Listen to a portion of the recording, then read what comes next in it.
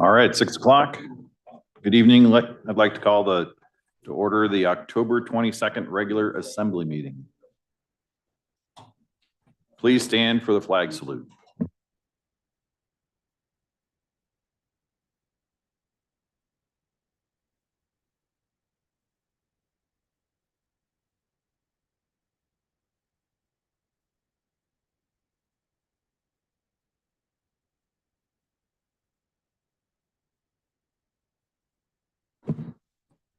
The Assembly of the City and Borough of Sitka would like to respectfully acknowledge the traditional First People of Sitka. With gratitude, we proceed on Tlingit Ani. Sarah, roll call, please. Mr. Mosher, Here. Mr. Pike, Here. Mr. Yestad, Here. Mr. Christensen, Ms. Carlson, here, and Mr. Salim. Here. And Mayor Eisenbais is absent this evening. Thank you. Moving on to correspondence. Are there any correspondence or agenda changes this evening? Seeing none, we'll move on to ceremonial matters. We have two proclamations this evening, Veterans Day and Native American Heritage Month. We'll start with Veterans Day. Do we have someone who wants to come up for this?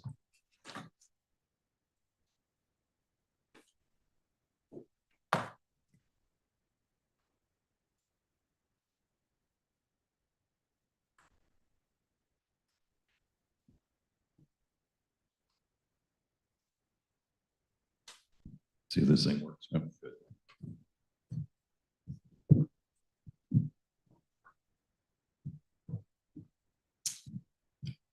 Proclamation honoring Veterans Day.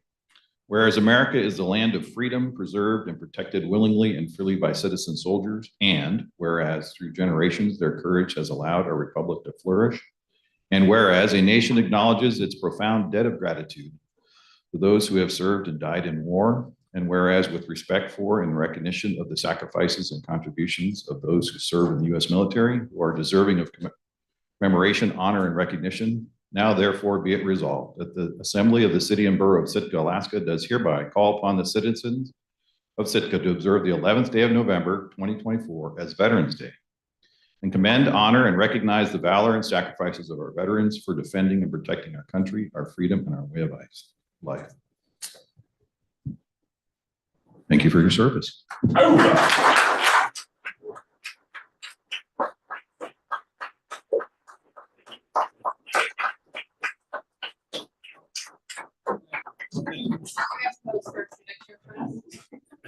you. 1, 2, 3, and now look at Melissa. Thank you.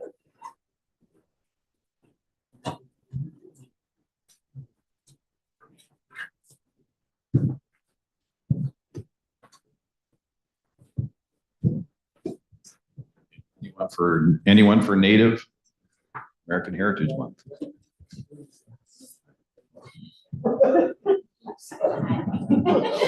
It's giving him a moment. Just doing a radio production of it all.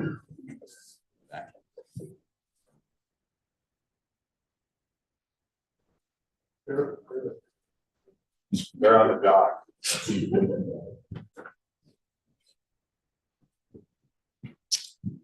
Another proclamation recognizing Native American Heritage Month. Whereas the purpose of Native American Heritage Month is to honor and recognize the indigenous people of our nation. And whereas the Tlingit, Haida, Tsimshian, and Eyak cultures of Southeast Alaska have much to celebrate in their varied and rich cultures. And whereas it is important that honor is bestowed on our state's indigenous ancestors and today's tribal elders, because if not for the survival and adaptive skills of those who have come before us, Alaska's tribal cultures may not be as strong as they are today. And whereas by continuing to teach the next generation to employ and respect our cultural and spiritual heritage, indigenous languages, oral narratives, and traditional foods, our state's local, regional, and statewide tribal leadership is nurtured and inspired to serve. Now, therefore, be it resolved by the Assembly of the City and Borough of Sitka, the citizens of Sitka honor our Native peoples and recognize them for strengthening the diversity of our society. Be it further resolved as Deputy Mayor of the City and Borough of Sitka, that I do hereby proclaim November 2024 as Native American Heritage Month and call upon Sitkans to commemorate this month with appropriate programs, activities, and celebrations.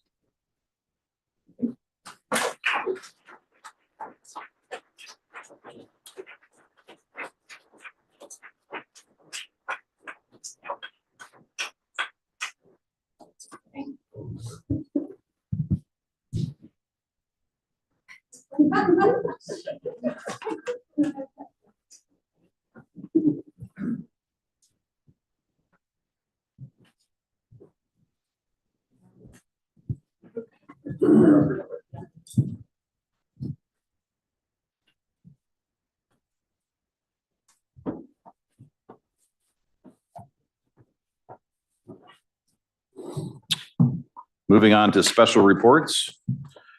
Are there any government to government reports?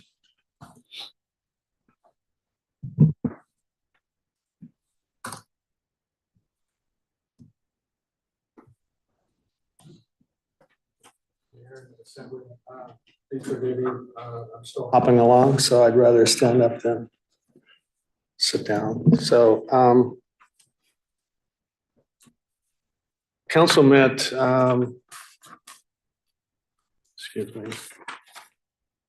The tribal council met October 16th, and we went through the basics on government to government, tribal citizens, consent agenda. And our last meeting just basically geared on an upcoming tribal election.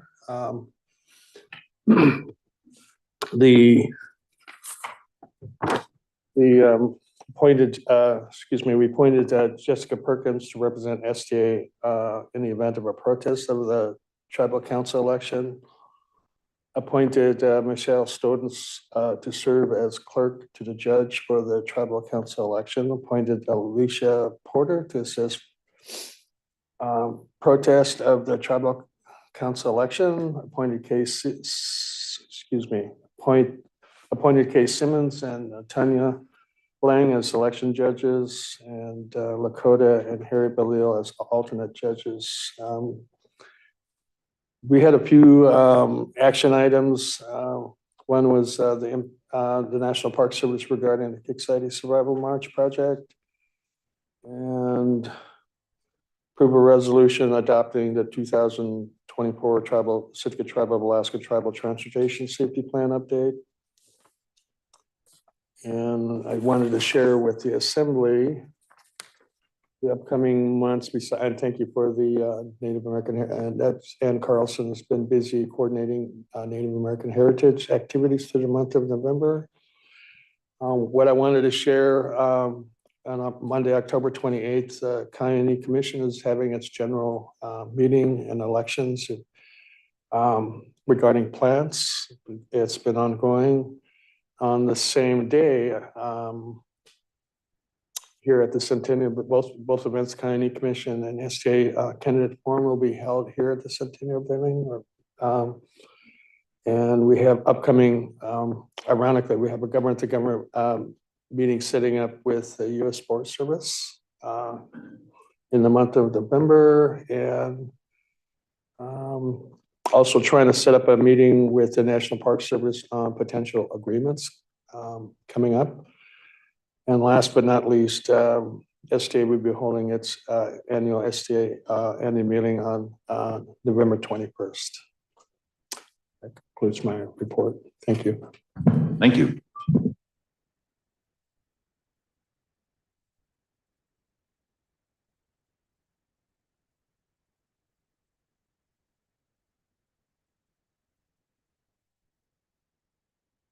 Moving on to municipal boards, commissions, committee reports. You're coming up. Municipal departments.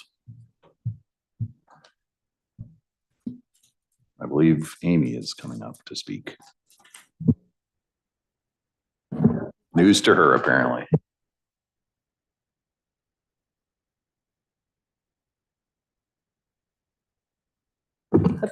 Thank you so much. Appreciate a little bit of time. Amy Ainsley, Planning and Community Development Director. Wanted to let the Assembly and the general public know that this week on Thursday evening here at Harrigan at 6 o'clock, we are going to be having a meeting for the public, kind of an open house, to talk about the changes that we are making to our commercial land use permits. So these are permits that people receive to do guided tours and hiking, or rent kayaks or other kind of recreational equipment on city lands. And so we're working on kind of revamping our permit process to make that a little bit more robust, and also making sure that the community has an opportunity to weigh in on areas where they are maybe not wanting to see as much commercial activity, and other areas where maybe they're okay with, kind of the current levels or increased commercial activity. And again, so that's going to be 6 o'clock here at Harrigan Centennial Hall. And we'll also have a survey open later this week. So if you're not able to join us at the town hall, you can find a link to that survey on our social media sites and our city website as well, because it's really important for us to hear from the community about how you want your recreational assets to be used. So thank you for the time. Thank you.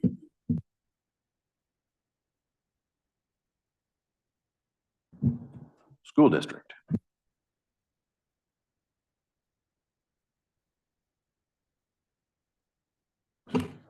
Deidre Jensen, Superintendent, Sitka School District. And I just want to take the opportunity, I wanted to make sure I didn't miss it, because last time I was here, I did miss it. So take the opportunity to thank the city for all the support that you do offer for the school district. Greatly appreciated, and very thankful for the support that we have from the city. And along with that is with the maintenance department and the transition through that. We've been working hard at working through the maintenance, or the memorandum of agreement. And while it's not necessarily perfect, I think the intent is there with all the people that are in the room, that it's going to be a smooth transition, not without, details that need to be ironed out, as with any transition. But I do believe that it's running fairly smoothly. And with all the communication that's going on, we had Mr. Williams that came and visited with admin this morning, and we meet regularly with other, myself and other, Connor and Jared. So we meet regularly with those people. So with that communication, I think that's it's going to move forward smoothly. So we'll keep working on that. With that same thing, I want to, thank you for all the support financially, but I also want to talk a little bit about the pre-K program. I want to ensure you that we're not taking on more burden by adding another program. It's supposed to be a self-sustaining program. I know there's been conversations about that. It's also not intended to compete with other preschool programs in town. I've been a part of a lot of the Early Childhood Coalition meetings, and there's been a lot of talk about all the need in there. And the challenge that I think the early childhood facilities in town is the pay rate is one of the difficulties that they are facing. And with our negotiated agreement, if we are going to have a certified teacher with Department of Ed, then we, by our union negotiated agreement, we have to pay them more. So there are some details to work out. It is not, it's not done yet. We are still reaching out to families. We're visiting with other facilities in town and trying to make this work well to help support the childcare crisis, so to speak, or difficulties, but also know that we don't want to compete or take away from whatever is already in there, because they all play a really important role. So if you have any questions, I guess I would take questions, but I don't know if you really want to ask questions. So.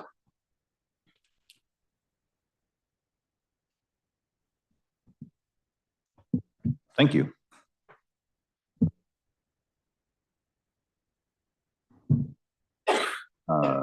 Continuing on, students or invited guests? Seeing none, we're moving to persons to be heard.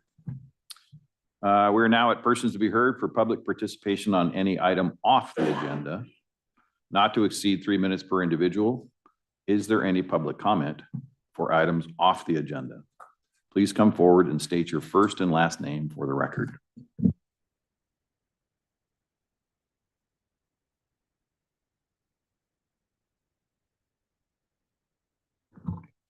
Yeah. Sarah, I believe we have a phone Yes, call. yes, we do. Rachel's gonna help me. There we go. Can you hit the volume up button too? So sorry. I'm not able to manage it from my computer like I usually am.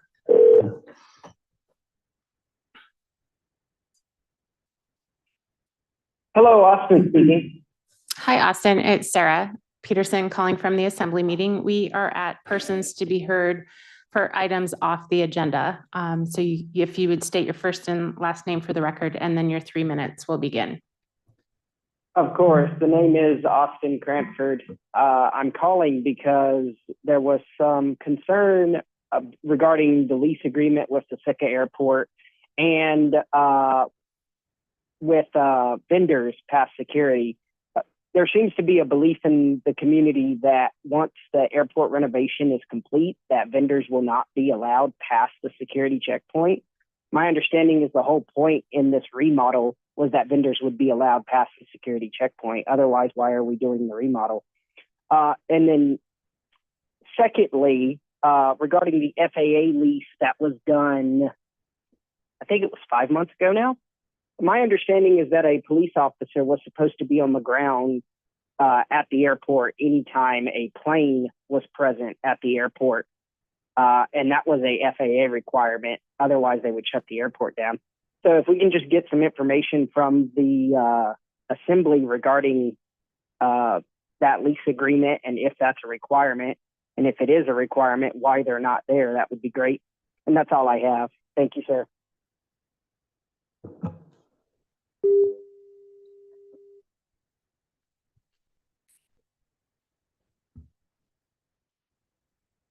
Seeing none other. We are now at the consent agenda consisting of item A. May I have a motion, please? Can I move to approve the consent agenda item A, to approve the minutes of the October 8th assembly meeting. Second. It's been moved and seconded to approve the consent agenda consisting of item A. It's time for public comment. Is there any public comment? Please come forward and state your name for the record.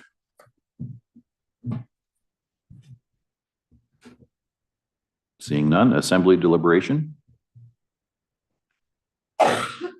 Sarah?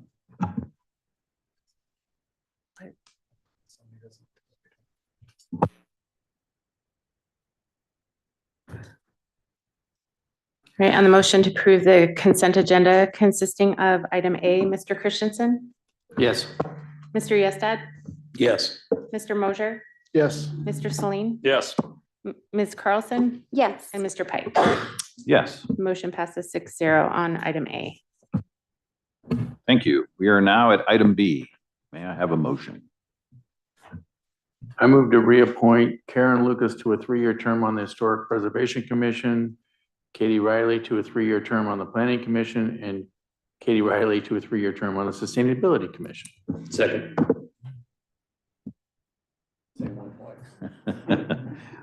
Glutton for punishment. Is there any public comment on this motion? If so, please come forward and state your name for the record. Seeing none, assembly deliberation. I'll just say, both candidates are really good picks. I don't know a ton about Karen Lucas, but Katie Riley has served diligently and faithfully for many years in these kind of capacities. So, I know Karen a little bit. I think they're both great people for this. And I'm grateful for them. And I'll echo that Katie on the Planning Commission has been a pleasure to work with. So I look forward to attending meetings with her again.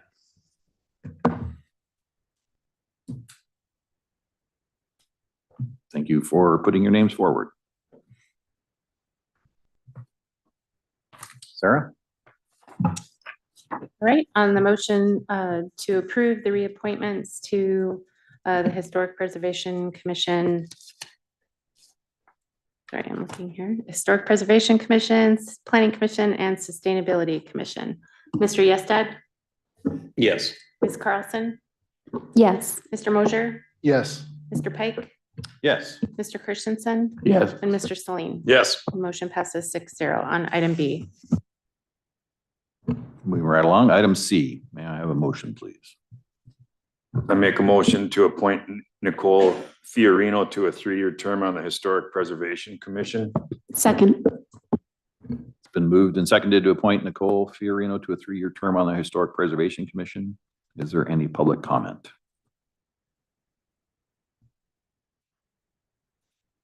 Assembly deliberation? Just like to say thank you for putting your name forward.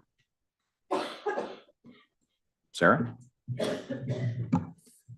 Right, on the motion to appoint Nicole to a 3-year term on the Historic Preservation Commission, Mr. Christensen, Yes.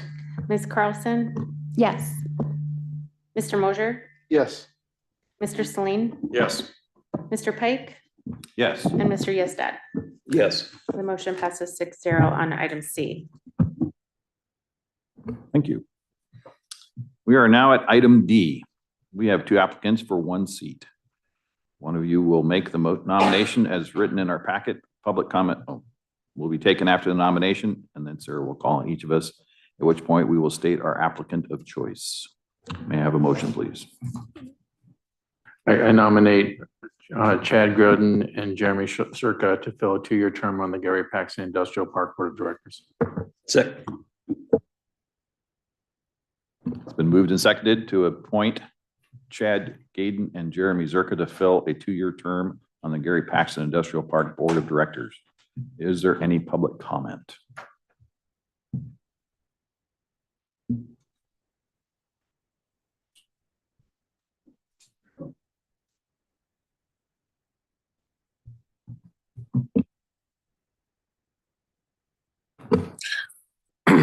Deputy Mayor, Assembly members, I'm Jeremy Circa. I'm running for the GPIP board. I feel I'd be an asset to the board. First and foremost, I believe I represent a lot of the marine trades and hundreds of boat owners here in Sitka. I've been working as a marine fabricator and business owner in Sitka for over 20 years. I have a degree in environmental science. I've been a commercial salmon trawler. I've owned a charter fishing business. And a couple retail businesses here in Washington State. In the last couple of years, I renovated the old water bottling building out of GPIP. I managed the building as a marine trade center and industrial storage complex for mostly fishermen, boat owners. I also operate my boat repair business out at that facility and currently employ 9 Sitkans there. I work hard to pay my guys a competitive wage and I'm not afraid to train them. We have quite a few younger guys that commercial fish in the summer that come and work for us in the wintertime. I'm a nice option for that type of lifestyle. I'm also a member of the Community Boatyard Group. We established this group in response to the city's solicitation of a private entity to build the boatyard. Our group hired contractors to design a new haul out to 35%, and we began the environmental permitting. We put the bid out and came back twice of what we originally were told that it would cost. Even though we raised millions of dollars, potential lenders and grants, and we paid tens of thousands of dollars to contractors, we couldn't afford to continue without any further help. But to our delight, the city approved an ordinance to use hospital funds to build this haul out. And my intention with the haul out and the boatyard has always been and will continue to be to build something that works for everybody here in Sitka and in the community, including boat owners and other tradesmen. Be perfectly honest, I have plenty of work with the building and my crew to keep me busy. And as far as the haul out and the GPIP, I'm looking for what works best for everybody.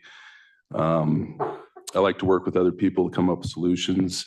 And I think the biggest challenge is just finding the time to listen to each other's problems and comments and find the facts that support the best solutions. So I can't foresee I have any conflicts with others out there. And I believe I have a deep understanding of the GPIP and its history. And I'd like to be a part of it. I'm out there every day. And I believe my experience as environmental scientist, a marine tradesman, commercial fisherman, charter fisherman, business owner, Sitka resident, and father of two boys, I think would be beneficial to the board.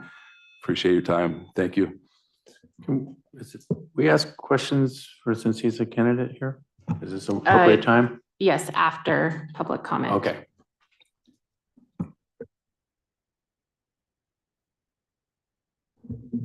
Further public comment?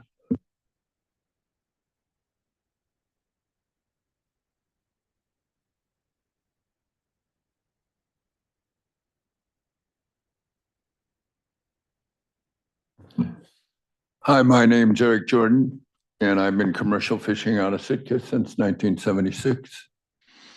And I know Jeremy, and he's a person of great character and works hard and is very competent at what he does. I don't know Chad, but I know Jeremy, and I highly recommend him.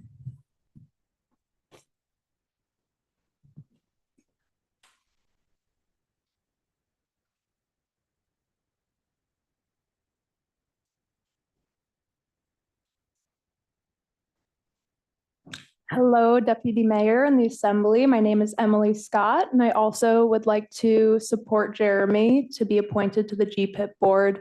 I think his application speaks for itself. I think as a young person who would like to see a future in fishing in this community, having somebody whose community interests are leading the way is really important. And as an employee at Alpha, I can speak to how easy Jeremy is to work with, how smart he is, and that we would love to continue seeing him be a part of this project. Thank you.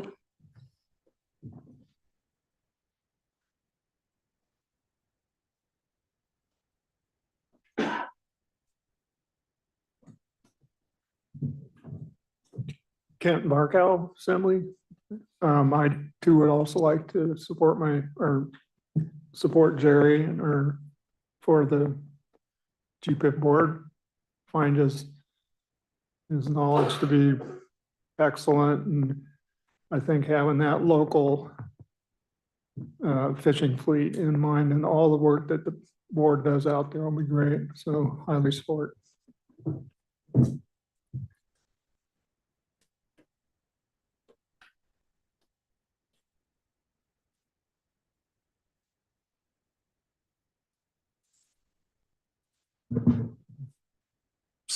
Seeing none others, back to the Assembly.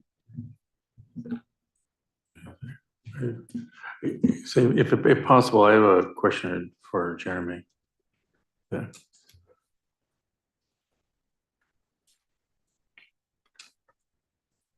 Yes, sir. Yeah, so Jeremy, I have no issue at all with your qualifications and your history on this. What did give me pause is it strikes me that this is a pretty big conflict of interest as a tenant out there and a bidding on projects out there.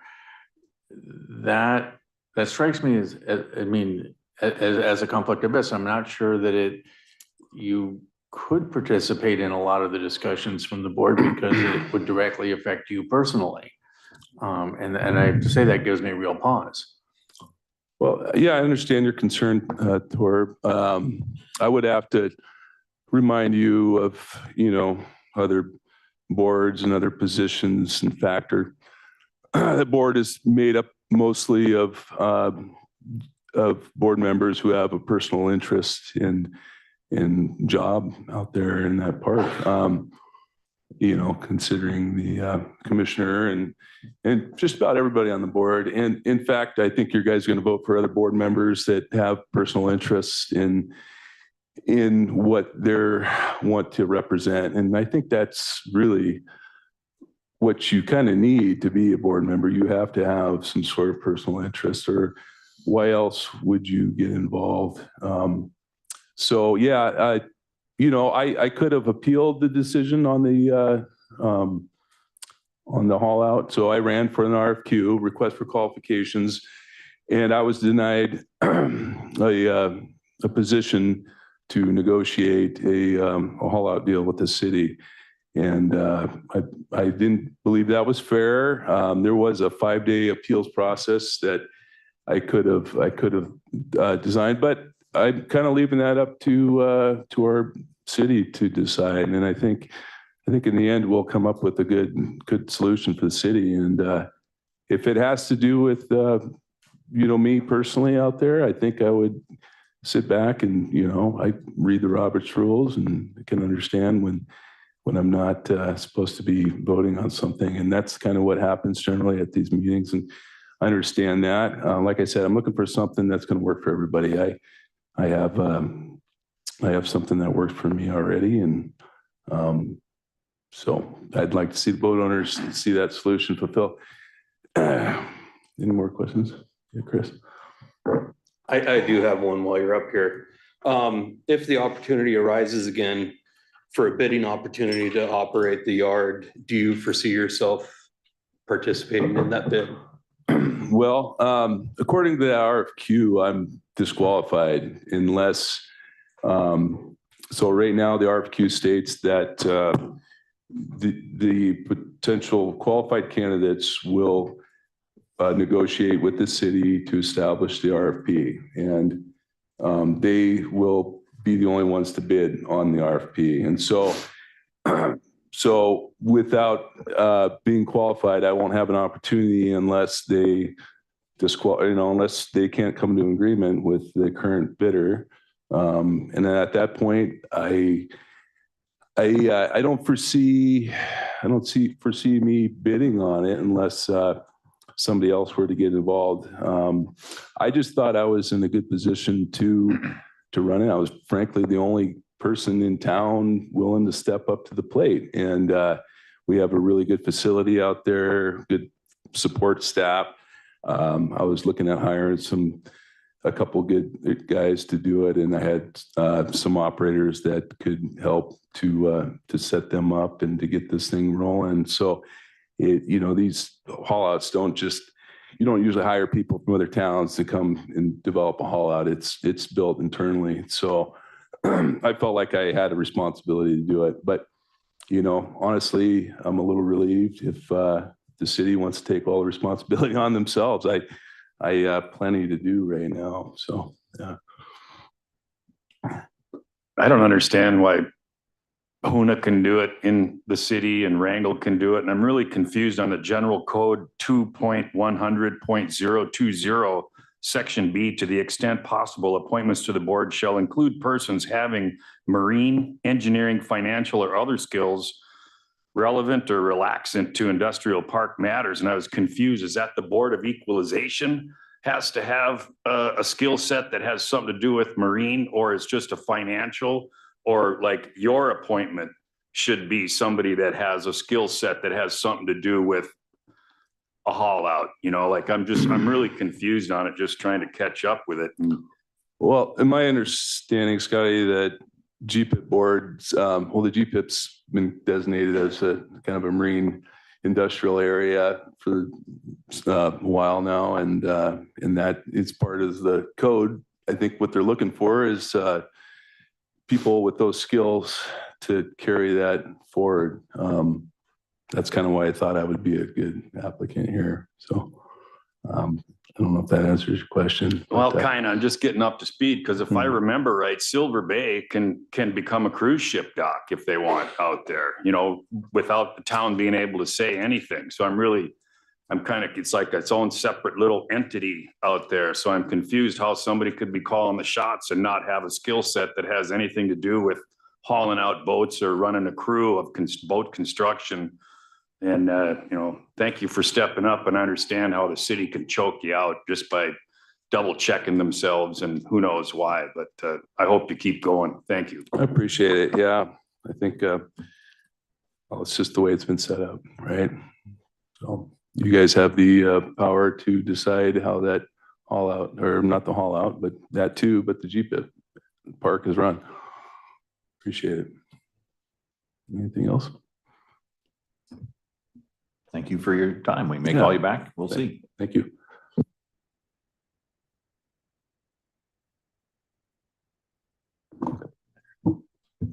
So we're at deliberation now. I appreciate the applicant coming up here and stating his qualifications, and I do agree, well, with Tor on a lot of this. I have no doubt about his qualifications. But what I cannot move past is that that you were, the candidate applied for and for that RFQ, and they were denied. And I don't want to say anything without bashing anyone. I think Jeremy Circa is a good guy, but I don't believe he would be a good unbiased fit over there. I'm not trying to be mean or disrespectful in any way. I know you are a good man. Okay. I can't get past that conflict. I'll just leave it at that.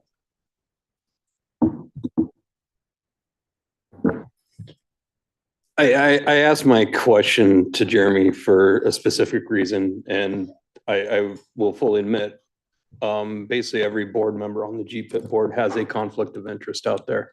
Whether it be INSRA, Silver Bay was mine, Delta Western, anyone who's been on that has a conflict of interest because we have interest out there and we are vested in the GPIP and that board. My main concern and why I asked that question is if there was a plan to bid, if the opportunity came about to operate the yard again, he would need to recuse himself at every meeting or every time that the haul out comes up. And this is already a very small board with 5 members, and we'd be going down to 4, only 4 people being able to have discussion and weigh in and vote. And that was very concerning for me. Sounds like maybe bidding is not in his future plans. So maybe that doesn't need to happen, but I feel like there's a little uncertainty there and that makes me nervous. But I do know he would actually be a great fit out there. He does know the yard or GPIP very well, has a lot of experience. I really am not concerned about his business conflict of interest out there, because that is generally something that doesn't come up very much. And if it did, he'd recuse himself for that one item on the agenda and it would move on. But this winter, we are definitely looking at the haul out probably every meeting. So that was my hesitation there. I think I'm still having to try to think about it here a little bit. I will speak to Chad a little bit. He's been a great member on the board. He's always had thoughtful questions and discussion. He is actually the one member on that board right now that I don't believe has a conflict of interest. So he is the one who never has to recuse himself for things that come about. So I'm definitely in support of both applicants here. I think they would be both contribute much to the board. Yeah, tough decision for me. But I do know that no matter what, we can't really go wrong. So I'm happy to have them both.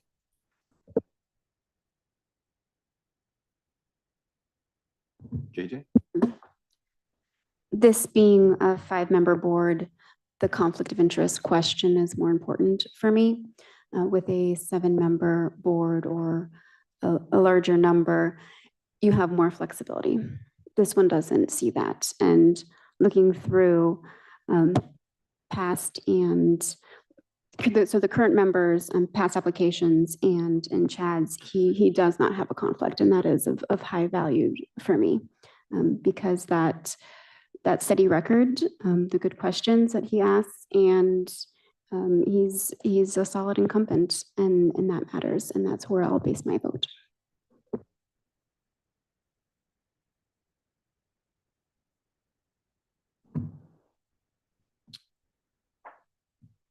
Yeah, I think conflict of interest is a big thing, but for me, actually, I think Sitka once again has presented us with a great choice, great opportunity to quality people to fill the board. And I think from what Mr.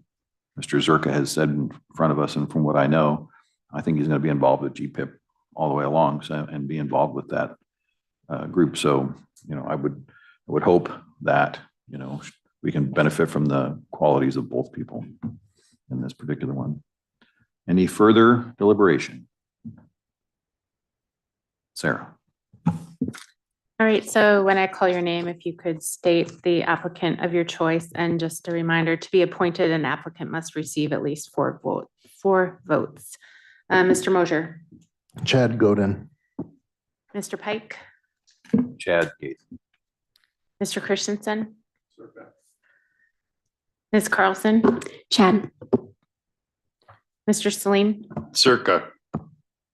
Mr. Yestad.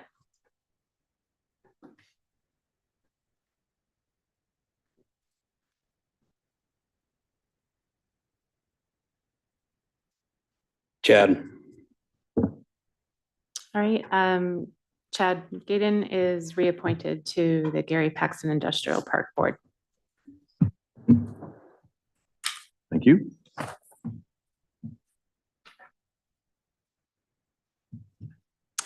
We are now at item E. We have 10 applicants for the newly established 7-member Tourism Commission. One of you will make the nomination as written in our packet. Public comment will be taken after the nomination, and then Sarah will call on each of us to state the 7 applicants of our choice. May I have a motion, please? I nominate Carol Bryant Martin, Devin Calvin, Austin W. Cranford, Ian Dempster, Vaughn Hazel, Bethany Lawrence, Chris McGraw, Christine McGraw, Martha Moses, and Jeremy Plank. Second. It's been moved and seconded to appoint all those people to the Tourism Commission. Is there any public comment?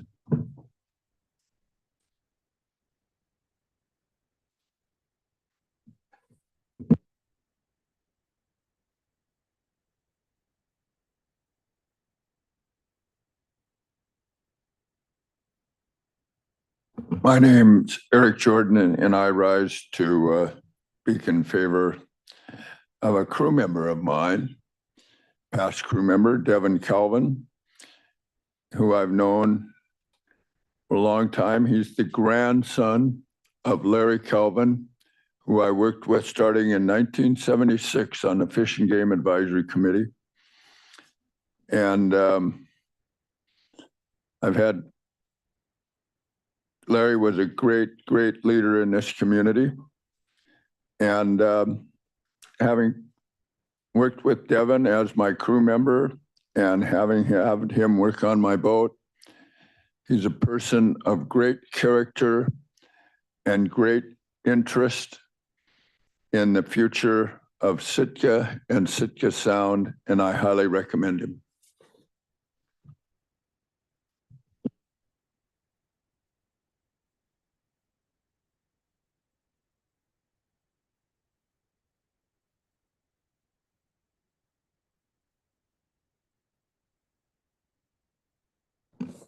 Good evening, Barbara Bingham. We never fail to cite the importance of Sitka's natural environment, rich cultural heritage, and community well-being in our plans for further development. Yes, these considerations should inform and guide all our decisions. Unfortunately, time and again, including and maybe especially with tourism, Discussions and decisions rarely mention our severely and increasingly threatened natural environment, let alone actively protect it. Cultural heritage is often highlighted for the value of its appeal to visitors, and community well-being is measured by sales tax revenues. To properly advise, guide, and balance Sitka's visitor industry, the new Tourism Commission will face daunting challenges. Balanced recommendations require balanced perspectives in regard to genuine concern for the sustainability of the priceless resources of the natural environment, rich heritage, and the healthy community we enjoy here in Sitka, which after all is the basis of the appeal of our appeal to visitors. Access to valid and comprehensive data on the full impact of tourism is of course also paramount and hopefully will be given due consideration ASAP. I urge the Assembly to consider applicants' values, perspectives, and financial interest in weighing your choices tonight. Two of the applicants are major cruise tourism industry players, heavily invested in continued growth. This is an enormous conflict of interest, an interesting pursuant to the discussion we just heard, enormous conflict of interest. So I intend no personal insult or harm to either of them, but believe they should be precluded from serving on this commission. Speaking as a former member of the Tourism Task Force, I believe their presence on the task force contributed to inherent bias in some of the recommendations presented to the Assembly, especially in regard to appropriate passenger numbers. So two of the current applicants known personally to me, Martha Moses and Devin Calvin, will, I believe, bring badly needed appropriate balance to the commission, and I recommend them for appointment. Please appoint Martha Moses and Devin Calvin. And I also have known Devin since he was a young child, having worked for the Larry Calvin and his family for 20 years. Thank you.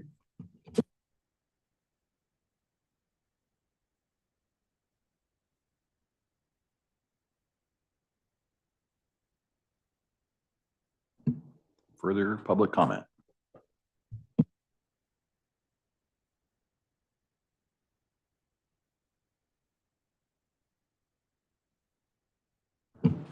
Hello again, Deputy Mayor and Assembly. I'm here to particularly support Devin Calvin to be appointed to this commission, and also echo what Barbara said, that you should really consider the conflict of interest, especially as you were just talking about it. I think this is definitely more important with what we're talking about, how long these appointments are. And I think that in particular, the commission is responsible for working with people, like people who own the cruise ship terminal. So I don't think those people need to be on the commission. And somebody like Devin, who is my age, who is invested in a future in the city, is going to, I trust him in making sure that those interests are carried out. And he's representing our generation as well. Thank you. Could you state your name for the record, please? Emily Scott. Thank you.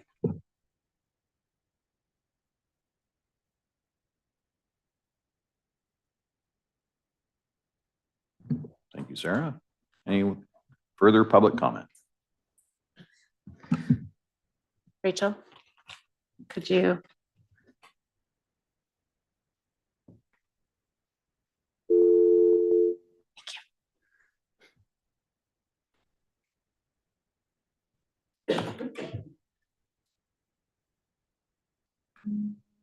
Maybe.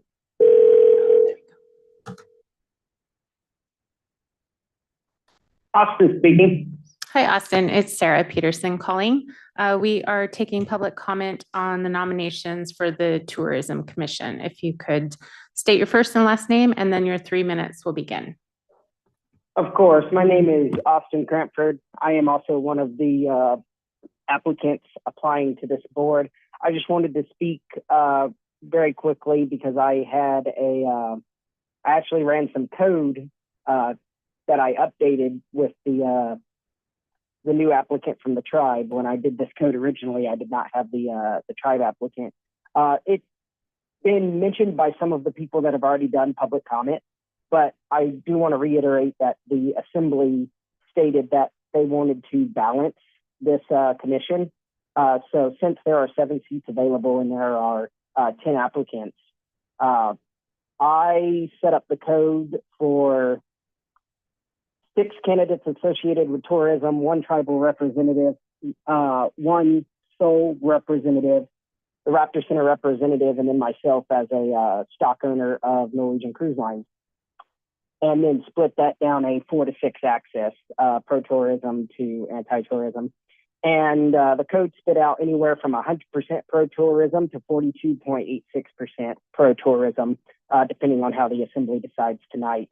I do agree with the public comment that Mr. Calvin and the Sitka Tribe of Alaska, the tribal representative, my apologies, should be appointed to this commission at the very least.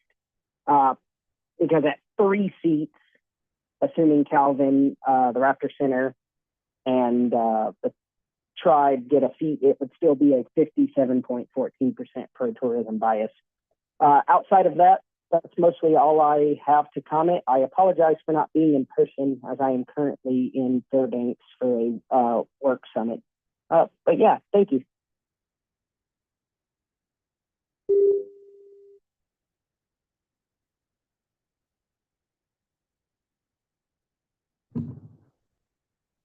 Seeing no one jumping up, back to the assembly.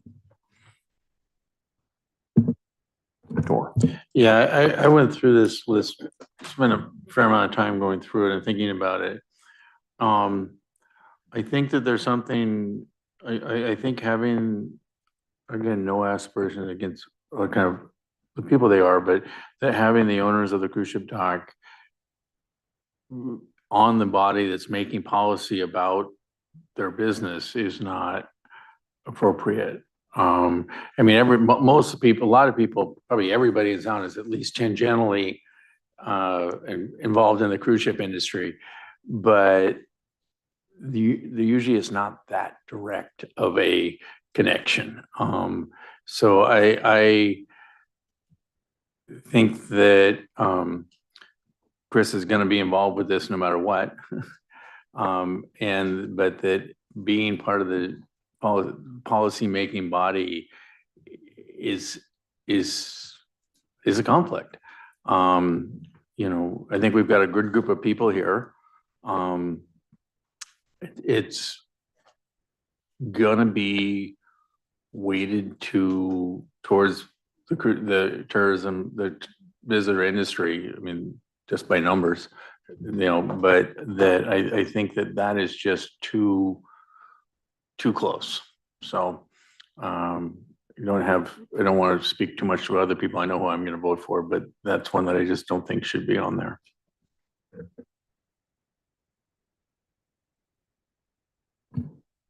Ms. Carlson. Thank you.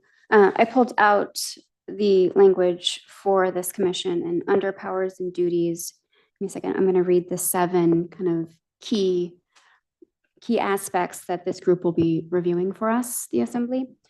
Annually review the Sitka Tourism Best Management Practices Program, annually review tourism-related funding, review destination marketing plan, convention visitor services, local tourism-related capital projects, update tourism-related policies and code, and then make recommendations on surveys, studies, and other data collection and research to support decision-making as needed.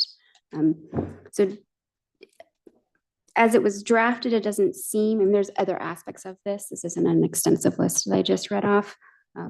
It's more towards what we do as a city through our large-scale works around town and geared towards our kind of our Visit Sitka entity, not necessarily, other than some long-term, changes in code that could be implied, but the people working in the industry could inform that well through this balance. The task force was different and was looking at this, strategic, 5 directives we gave. This is more about an ongoing review cycle, is what the commission does. So there isn't a very direct decision-making capacities for this group.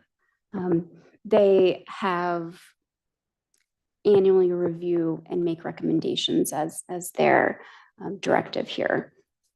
So that loosens it a little bit more for me and as a 7-member body, whereas, most recently we were talking about conflict for a 5-member group that had some more decision-making capacities with how that GPIP group is set up.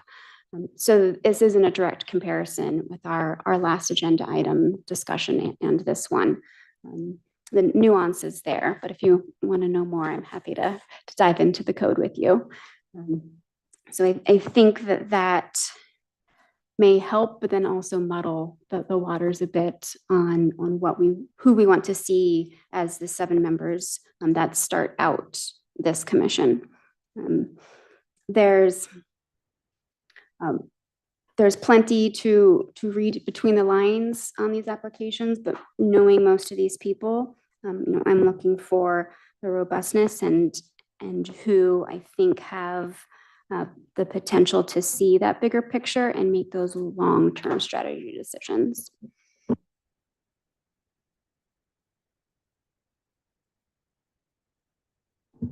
Mr. Moser? Just make my comments simple. I like what JJ said, especially about the nuance and the difference between the previous item and this item. And a point that I was thinking is, because of just like you said, the way the ordinance was written, experience in the industry is helpful. Having said that, I understand how it could look having Chris McGraw in there, but I think he would offer a tremendous amount of insight into the industry.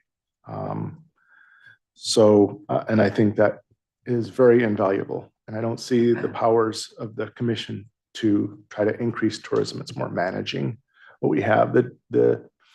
The overall decision of like how much tourism we have is actually, some of it could be helped or decided this evening at the MOU. So yeah, it's a hard one. There's a lot of good candidates on here, like every single one. So and we need 7 on there. So this is going to be a hard one for me.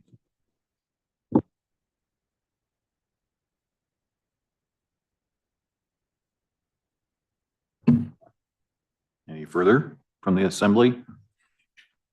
Yeah, I think this tourism commission is, this has been a work in progress for us as well. And it comes out of the task force. They were very clear that they felt like we needed a standing group, and expertise in the industry is certainly wouldn't go amiss.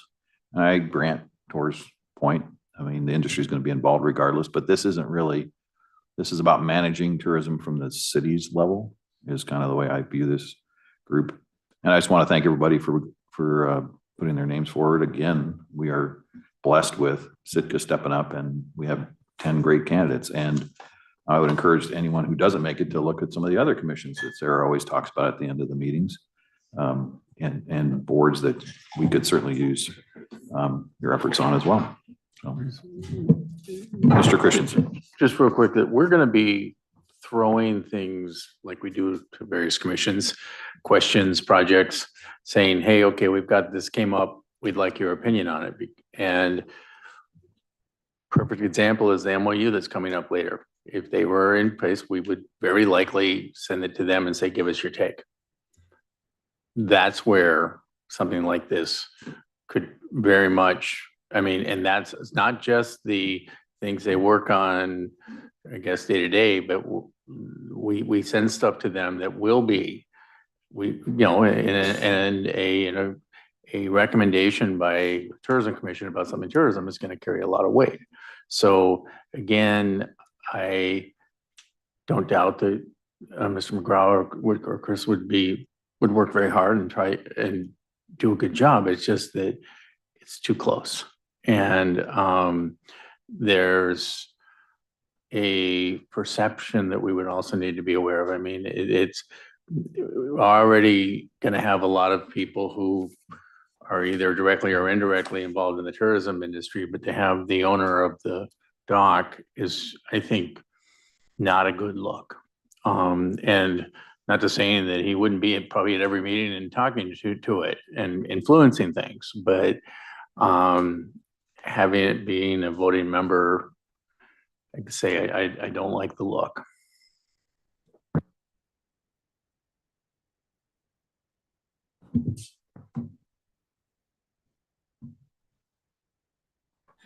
Sarah? All right, so when I call your name, if you can please list your 7 applicants of choice. And just a reminder that to be appointed, an applicant would need to receive at least 4 votes. Mr. Christensen? Hey, Martin, Calvin, Dempster, Vaughn, sorry, I had first name, Lorenz, Blank, and Moses. Okay, thank you. Ms. Carlson? Carol, Devin, Ian, Vaughn, Bethany, Martha, Jeremy. Mr. Mosier? Devin, Carol Bryant Martin, Ian Dempster, Bethany Lawrence, Christine McGraw, Martha Moses, and who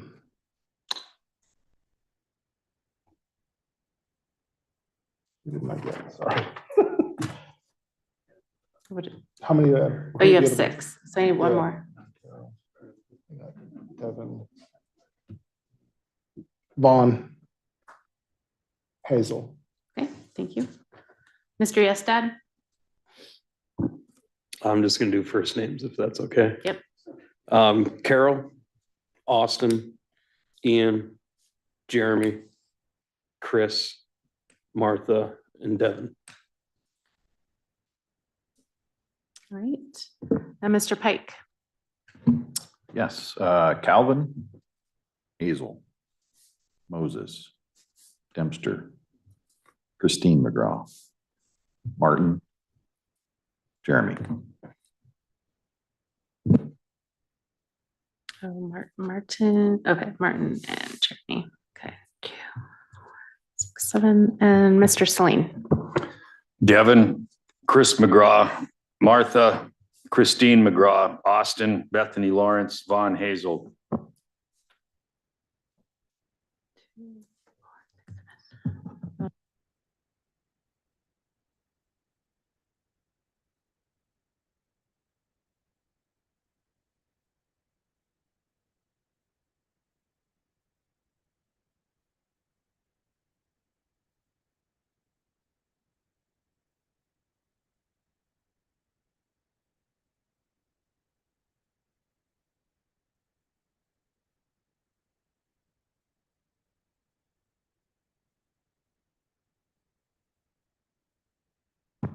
Okay.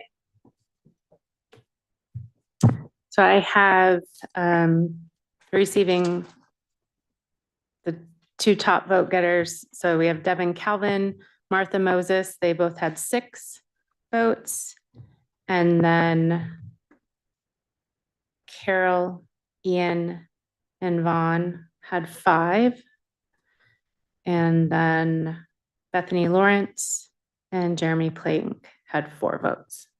So for the 7 members, I have Carol Bryant Martin, Devin Calvin, Ian Dempster, Vaughn Hazel, Bethany Lawrence, Martha Moses, and Jeremy Plank.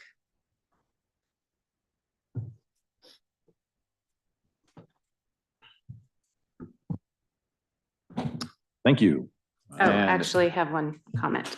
Go ahead, sorry. So for those who are appointed, if you're in the audience or if you're listening at home, or if you receive an email from me, if you can just stay tuned for next steps from the clerk's office, we'll be getting together an organizational meeting for you in the near future.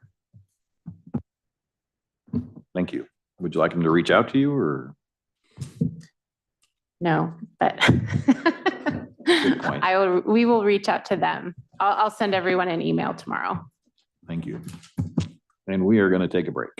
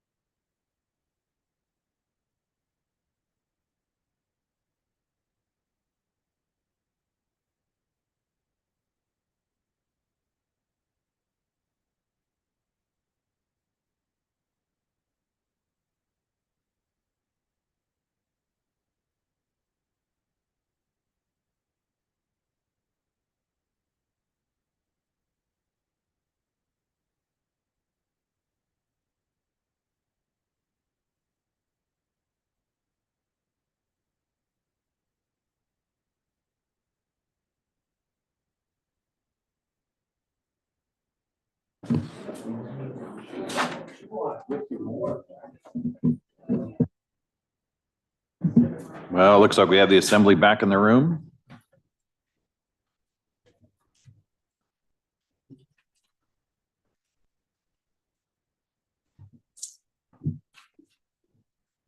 Thank you.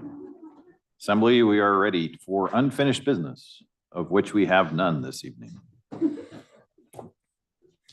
Moving on to new business, we are now at item F. May I have a motion, please?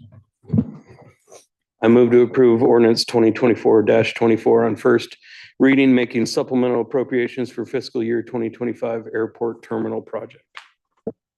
Second. It's been moved and seconded to make supplement appropriations for fiscal year 2025 airport terminal project. John, it's my understanding Amy Ainsley has an introduction for this item before we take public comment. Yep, Amy will come up and we might need Melissa too. I mean, I was a math person, but finance and math aren't the same thing, so I'm here to help. Thank you, Assembly members. Amy Ainsley, Acting Public Works Director. So the Assembly, I'm thinking has a fair amount of familiarity with this project as well as the public as they're, kind of actively living through some of the construction. But just as a brief overview, the goal of our airport project is to address some of the issues that we've been seeing over the last really kind of decade and really compounding in the last few years. But addressing the sort of general congestion in the airport and the conflicts between arrivals and departures, the overloading of sort of our baggage and fish box volumes coming through small areas for our TSA baggage screening, which has kind of become a bit of a bottleneck in terms of keeping things on time. The very small departure lounge, which is not very comfortable for our residents and guests flying through there, as well as addressing airline expansion that we've seen in the last couple of years. So the project is really split into sort of two phases. So phase one, which is currently underway, is the two-story addition that is currently being constructed, and that includes a new passenger screening area, a new departure lounge, and our gates for arrivals and departures, as well as restrooms and space for future concessions in that area. Phase one is fully funded, and we're anticipating that it will be complete in June of next year, so June 2025. We're right now in the process of planning for phase two. And we have finalized the estimate and budget for that project, and that's why we're bringing forward the supplemental appropriation before you tonight for an additional $9 million in contingent grant funding. And then as well as $300,000 in our working capital, which I'll explain a little bit of. But so for phase two, that is the renovation of our existing terminal building. And so that includes, sort of uses in that area, including our current concessions that are there in the area, including the restaurant, gift shop, and rental car areas, our check-in and baggage drop areas for the airlines, the TSA bag screening and baggage claim, and making some really great improvements to that space. We're right now preparing to submit the grant request for phase two right now. So we have finalized the design and estimating, which did have a third party sort of audit and review on the estimating. In terms of the increase and more we're kind of bringing the supplemental appropriation forward to you, the kind of two big drivers, first and foremost, is just inflation. We had some inflation estimates in our original budget, and inflation has just kind of continued to outpace even our, our kind of what we thought were conservative estimates. And we're definitely seeing that more so in construction than in other industries, in other sectors. And so that's a big driver. But another kind of big driver as well is the replacement of some of our kind of mechanical systems. So our fire suppression systems, ducting work, mechanical systems, and snow melt systems. Just as a bit of kind of an important note, these grants are a really good opportunity for us to make these improvements because they're extremely low match. So these grants have carry a 5% or a 6.25% match. So the value that we get in terms of what we're able to build for our contribution is really quite valuable. And so it's a really good opportunity for us to start fresh and to align the life of our existing terminal with that of the new terminal, and also to make design choices that are going to minimize our need for manpower and for maintenance needs in the future. So really looking to sort of capitalize on this opportunity to get a lot of, essentially kind of bang for the buck. In terms of the increases in the working capital, that is to cover some of the ineligible costs on the project. So essentially anything that's not a permanent fixture to the buildings is not eligible under the funds or under the grants. And so there was a consideration for new furniture for both the existing airport terminal as well as the new. So we're estimating about 180,000 for furniture for the new terminal and about 100,000 for replacing the furniture in the old terminal. And again, just an opportunity for us to kind of deliver a high quality project and product for residents and sort of meeting sort of the expectations for getting a brand new airport. So that's just sort of an overview of the supplemental appropriation request. And as John flagged, available for more questions after public comment, and also may phone a friend with Melissa Haley, and also our airport terminal manager, Joseph Bay, is also here tonight. Thank you. Thank you. Don't be surprised if you're back up here. All right, we're now at the public comment portion of it. Is there any public comment on this motion? Please come forward and state your name for the record.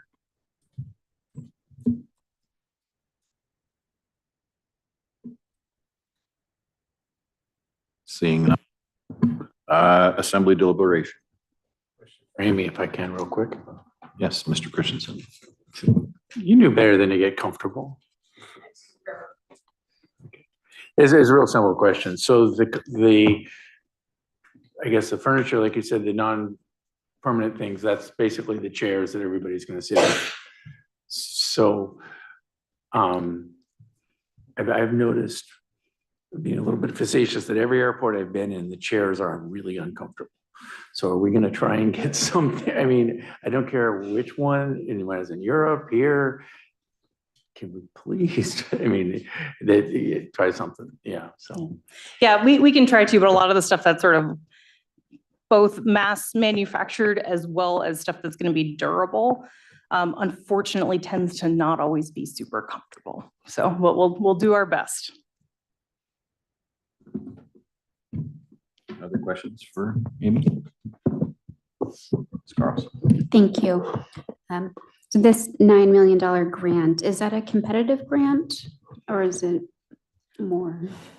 I don't believe that it is particularly competitive. And again, we broke the project funding into phases to sort of meet the funding availability of the granting agency. And so, they're not going to be surprised by our request. And so I never want to promise that it's essentially a done deal, but, in a lot of ways, our project is already on the docket underway. They've reviewed the project in total, as well as our preliminary design and estimates for it and stuff too. So we have a very high degree of confidence that the funding will be available. So high enough to not have a plan B scoped out in case we need to find a way to make this happen if we don't get this grant, or? Correct. I will say we have some options to reduce the scope if it becomes necessary. We don't think that any of those are necessarily huge cost drivers in terms of reducing the scope, but we have kind of outlined some opportunities to reduce scope and not significantly impact the final project and functionality. So we have some contingency plans in place, but we're not, again, we're extremely optimistic that those won't be necessary. Great, thank you. Amy, are we still going to kick people out at night in the new airport? The terminal will still close in the evening times. Yeah, it's not going to be open 24/7. So we are still going to be kicking people out. When you said comfortable, I was just thinking, so I'm just checking. Yeah, it's my understanding that we're not going to be keeping it open 24/7.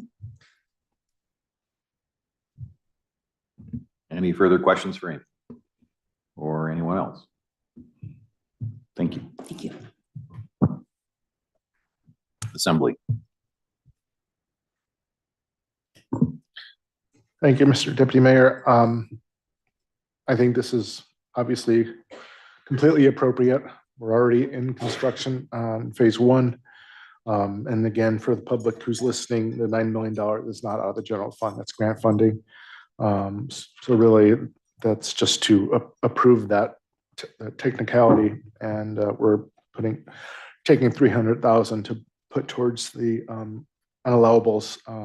I think this is long overdue, and I'm very grateful that the federal government ordered TSA to make these kind of things happen all over the country. I don't think Sitka is the only place. They put a lot of money into fixing our nation's airports and stuff. So I'm going to be a yes vote. Mr. Christensen. Yeah, I agree very much with what Kevin was saying there. And I just want to make the comment that when things come up like this, you often hear people saying, well, we could use that grant money for something else. And no, we can't. This is airport money and we can only get it for this kind of project. So no, we couldn't use it for something else.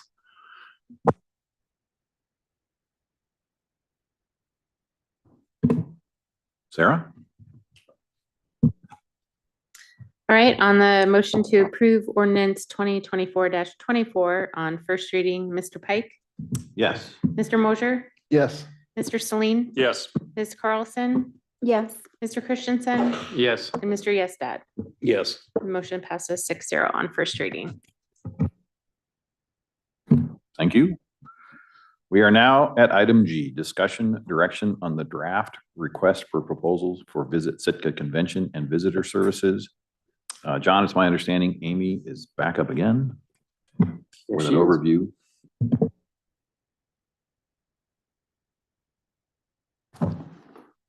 Thank you, Deputy Mayor and Assembly members. Amy Ainsley, Planning and Community Development Director this time. So just as a bit of a brief overview, the Assembly gave direction to the Administrator on August 27th to work on drafting a new request for proposals for essentially the contract to run Visit Sitka, which is our Visitor and Convention Bureau and those services. And at the time, the kind of the stated goals were that, first we are in our 4th of 5 extension years. And so we're already kind of coming up on that timeline for needing to put out a new request in any case. And also just wanting to be responsive to the changes in our visitor industry and making sure that our contracted services to help us market and manage tourism and the visitor industry is aligned with our current needs and the community's current desires. And so that's why we're working on getting the request for proposals back out. The Assembly met in a work session on September 19th to view an initial draft and gave us a lot of good comments and feedback, which have now been incorporated into the draft that's before you. So some of the major discussion points that were kind of confirmed or changed and now have been incorporated is that first, we're putting this out for a 3-year initial term with a 1 3-year renewal term. We've differentiated between core services and optional services. So the core services in kind of broad buckets include destination marketing, destination management, meeting, convention, and event services, and reporting. We've also asked for some optional services as well, which include providing public restrooms at our visitor center, managing the street closures, pedestrian safety measures downtown, and more extensive event planning and coordination.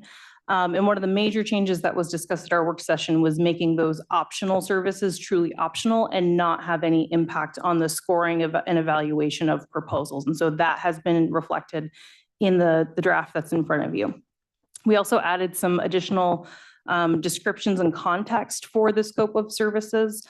We clarified the location of staffed information desks in the summer season, including Harrigan Centennial Hall and the Sitka Sound Cruise Terminal, as well as locations of distributed print resources primarily. And the kind of other major change as well was kind of fleshing out the Tourism Best Management Practices, or TBMP program, and better defining what management of that program would look like, and removing the development aspect of that program out of the RFP. So I believe that, we, again, had a very good discussion at our work session, and I believe the changes that were discussed there have now been incorporated in this draft. And the purpose of this discussion tonight is just to make sure that we did accurately reflect all of those changes and feedback into this final draft so that we can publish this RFP. Thank you. Questions for Amy? Yeah. How hard would it be to move some of those optional up into the main body? That would not be difficult to do.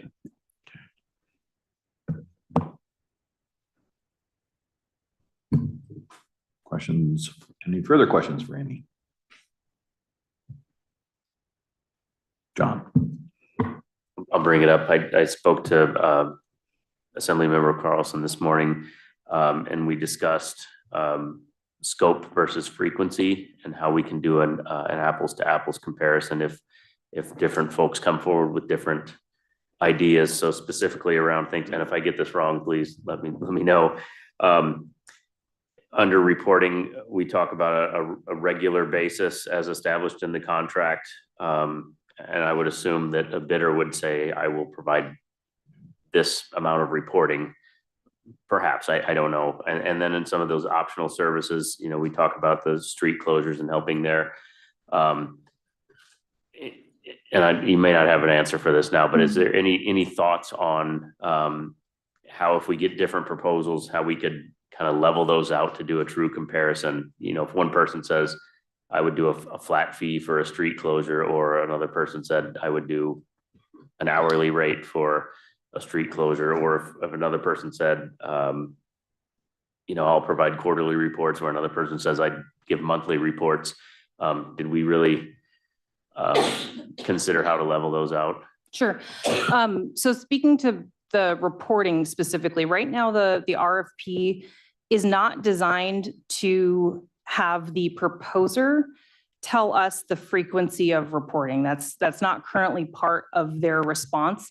The idea there being that, the city as the one, sort of paying for and requesting the services should really drive that conversation about what the right frequency for reporting is. And so if we, during negotiations with the most kind of qualified proposer and one that has the most cost competitive proposal, are unable to come to a good negotiated term, or the assembly isn't happy with that term and comes back and we're unsuccessful, then we would potentially work with other respondents to see if we can kind of get to a better place. So right now, the frequency of reporting is not a part of the evaluation. The idea is that, we should determine that in negotiations, and that really should be driven by sort of the needs and the desires as us as, really us as the client.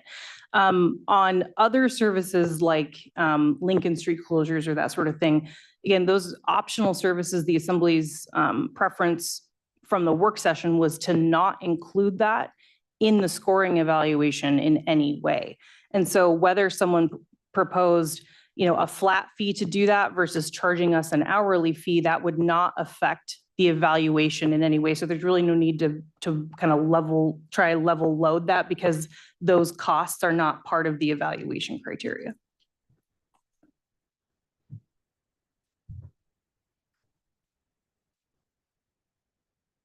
Any further questions for Amy while she's here? Thank you. We may call you back.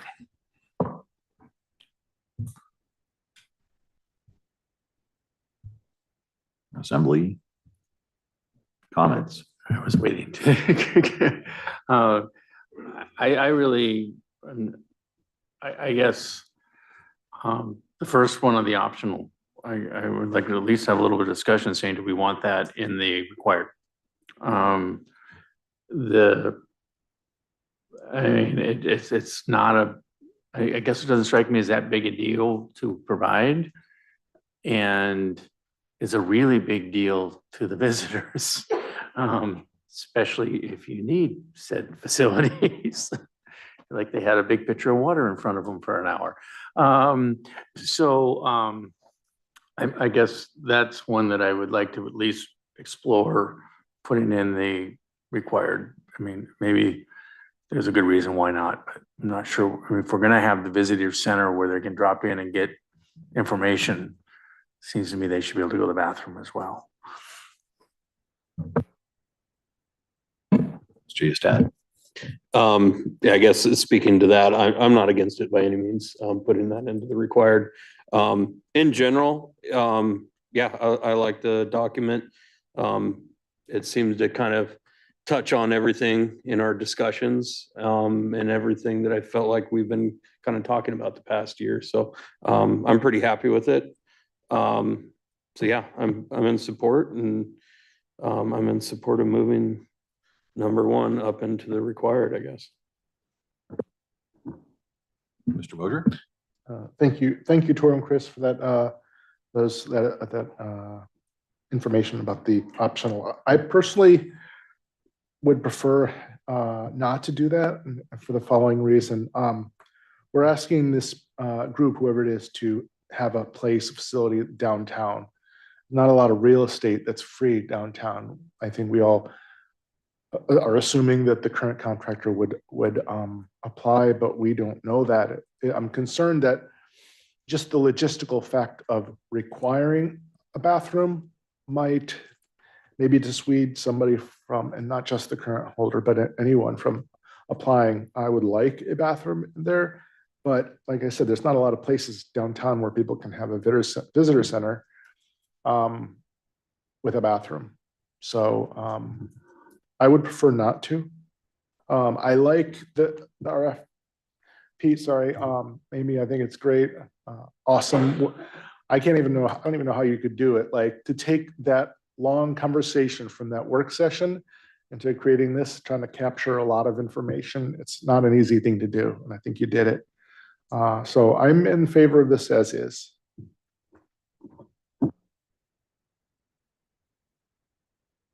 Ms. Carlson?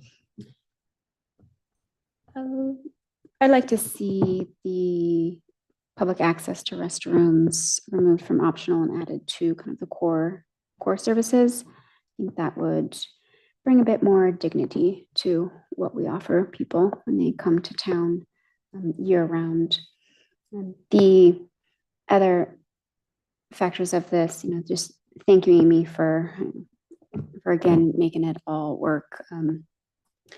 We say things and then they appear in text in better English than what they were said in, and that is such a skill that you could do many things with, and you choose to be a public servant. So thank you. The scope looks great. It all put together as a packet with the appendixes and how it's laid out. The RFP itself, the language, everything seems to be there. The order looks good. Put myself in the shoes of a past person that used to respond to RFPs a lot, and this is top of the list of ones that that I've seen, and I've seen hundreds. So thank you.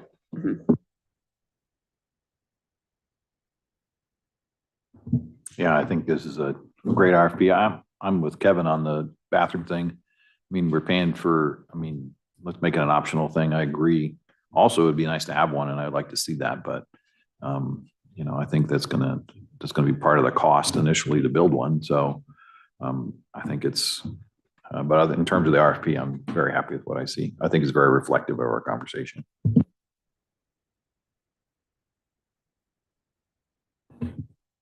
Seeing nothing further, Sarah? Oh, sorry, no vote, sorry. What am I doing? Learning new things. That's what I'm doing here today. I guess just for my clarification, are we moving the restroom up to core services? I don't think we have consensus on that, so. Yeah, I don't think we have consensus, so a vote would be nice. Is that possible? Sure. So Yep, we just need a motion. Yeah. What's that? Oh, do it. Okay, I move to move the optional restroom up into the main proposal. Second. It's been moved and seconded to move option 1 into the main RFP. Is there any public comment?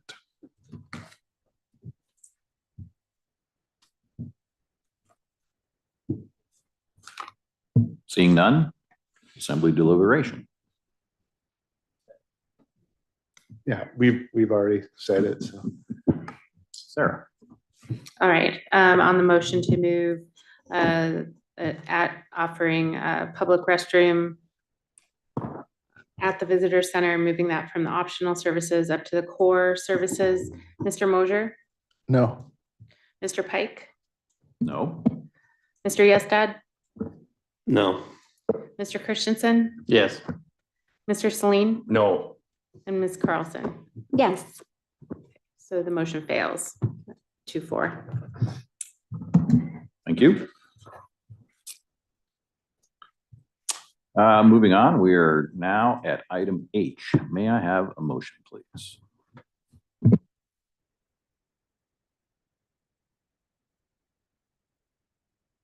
I move to approve a memorandum of understanding between the city and Borough of Sitka and the Sitka Dock Company LLC and authorize the municipal administrator to execute the document. Second. It's been moved and seconded to approve a memorandum of understanding between the city and Borough of Sitka and the Sitka Dock Company LLC and empower the administrator to execute that. Before we take public comment, John, it's my understanding you have an introduction for this item. I do, thank you. So as you all remember, on May earlier this year, the Assembly adopted the Tourism Task Force recommendations at a special meeting. And later on June 25th, we put forward some action items. And in those action items, numbers 1 through 5 were really centered around a negotiated agreement. And those 5 items are pursue mutual agreements with the industry, flatten the curve, take out the peak, designated quiet days, and shorten the length of the season. This MOU, I've worked over the past few months directly with Mr. McGraw at Sitka Dock Company or Sitka Sound Cruise Terminal, operating underneath Sitka Dock Company, to kind of incorporate his berthing policy that he has already at his facility, and then how we can work together and more or less flex the operations at our facilities to try to hit that sweet spot that was recommended from the task force for daily number of passengers. So I won't get too into the weeds yet with the introduction, but this is the product that was developed. It's been reviewed by our legal, it's been reviewed by his legal, and we're both at an agreement right now. But if there's any changes tonight, we could move this to a forward date and I could propose any changes that come forward. Thank you. We are now at public comment on this motion. Please come forward and state your name for the record.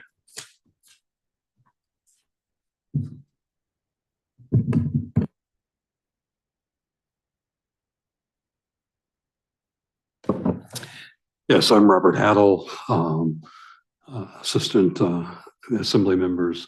I just want to comment. I had a chance to review the MOU. I think it's an excellent document. I think it's a good step forward based on what came out of the task force. My recommendation, with having just appointed the commission, I think it would be appropriate to table this until the chance for some commission input on it. And I would encourage that's your action tonight.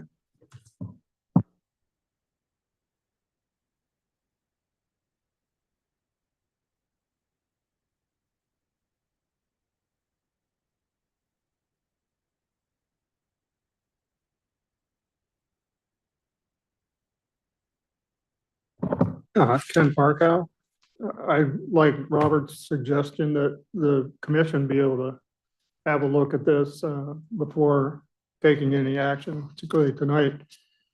You know, I've been out fishing, so hadn't, you know, this sprung on me this afternoon, this memorandum of understanding.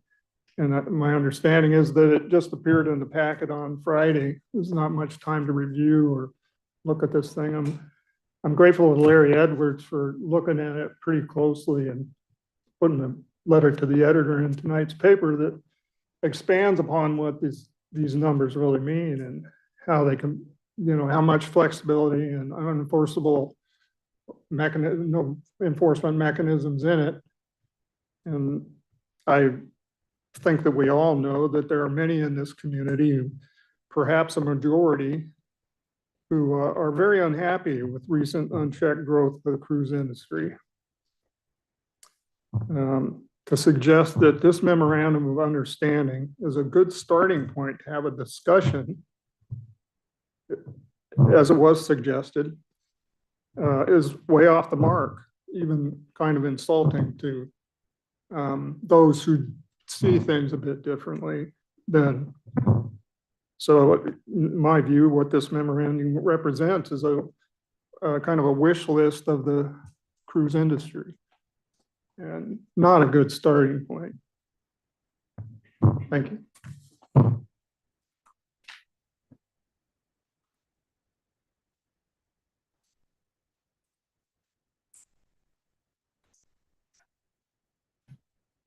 For the record, my name is Valerie Nelson. I'm a former assembly member, mayor, and almost a 7-decade resident of Sitka. I want to point out that normally the agendas don't come out till Friday, so it wasn't just rammed through there. I would also like to point out that I tried calling the mayor earlier this summer and I never got a return call, but I think it could behoove the assembly to maybe at the next election, do more than 50% of the public or the citizens want a cap.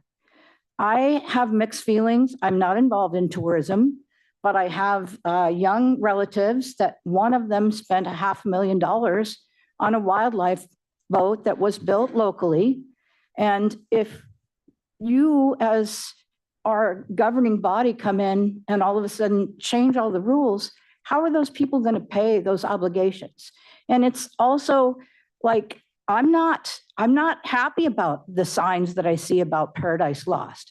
I live up on a hill. I don't put signs up saying, hey, so-and-so, I didn't want you coming to town, leave.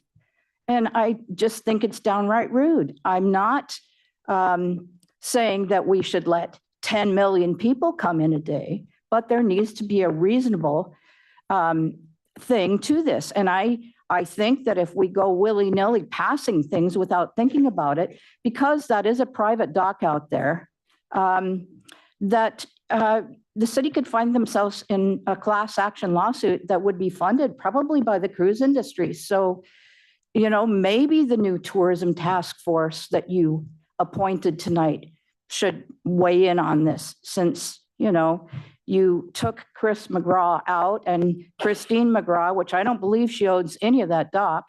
They are two people that know a lot about the visitor industry. And I would recommend that you put it off until your new tourism task force can look at it. Thank you.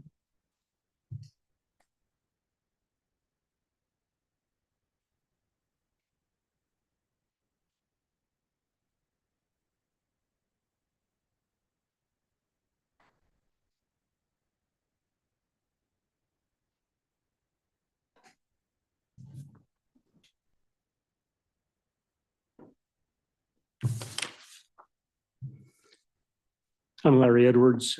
Thank you for taking testimony on this tonight.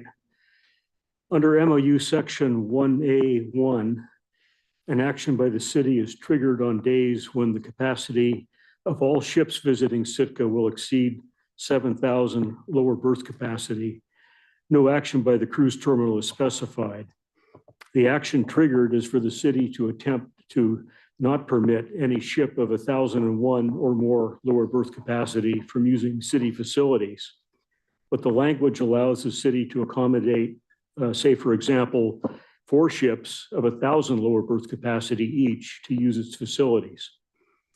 Meanwhile, the cruise terminal could handle 2 of the largest ships, like the Ovation and the Quantum of the Seas, a total of 8,360 lower berth capacity. Altogether, with the cruise terminal at maximum capacity and the city accepting, for example, 4 ships of 1,000 lower berth capacity each, a lower berth capacity of 12,360 is allowed under the language of the MOU. It could be even higher if the city decides, as allowed by the MOU, that it has to permit larger ships. Both lower berth capacity, but lower berth capacity is not the maximum capacity of a cruise ship. And in the hot cruise market, many ships are running at or near their maximum capacity. A day's ships totaling 12,360 lower berth capacity, just mentioned, could actually have 14,000 to 15,000 passengers aboard. I'll leave it there for now regarding details. There are also substantial problems with sections 2, 3, and 5, as discussed in the analysis I emailed to you on Monday.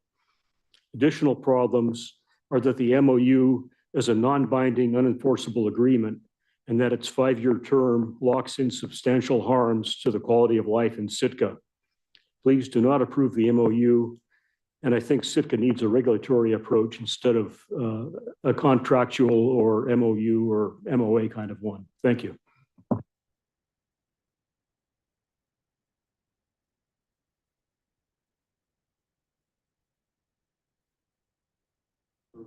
Could you turn your mic on by chance? Good evening, John Murray, 224 Observatory. Got some comments on this. I believe the MOU needs more work so the assembly and the public know what they are signing on to, such as ships of lower berth capacity. To be honest with you, I don't even know what that means. Listening to Larry, it's like, it sounds like a real wild card. And I think it needs more definition for the public. Maybe you guys totally understand. If you do, great. But I don't think the public does. It's important. And on the fiscal note, potential loss, this is quote, potential loss revenue to CBS from restrictions of cruise ships over 1,000 people based on lower berthing capacities. Well, we have this infrastructure. Why not use it? I mean, October, there ain't very many ships come in. It's a little hit of income. It's a little hit for using our harbor facilities. I'm a harbor user. Correct me if I'm wrong, Chris, but we pay for the harbors. The lightering dock right down here is part of the harbors, as far as I know. Now, I got a comment on the sweet spot because I have way different interpretation of what the sweet spot is. And I'll read this from the task force recommendations. Based on the results community survey, it appears the daily limits between 5,000 and 7,000 cruise ship passengers is agreeable. That comes with a significant caveat that the range of responses was vast and it lacked a clear majority consensus. I'll back that up with a presentation that Jim Mitchell did in the spring. Depends how you look at the numbers. I guess whoever wrote the MOU has different numbers than what I see. Here's one of the questions. If you feel there should be a maximum number of cruise ship passengers that visit Sitka on any given day, what do you think the maximum should be? I don't see anything about 7,000. One category, kid or young people, 18 to 24, is over 7,000. Everything else is below. The average is somewhere between 5,300 and 5,900. So, and then the other part on this, if you take, okay, if you had to narrow down the choice of maximum cruise ship passengers per day to one option, it breaks down to the way I do it. Maybe somebody else will do the figures different. 52% 5,000 to 7,000, 48% the other direction. So it's all how you look at the figures. And I look at them different than the administrator who wrote that up. So thanks. So I just suggested tabling the thing till we get more information.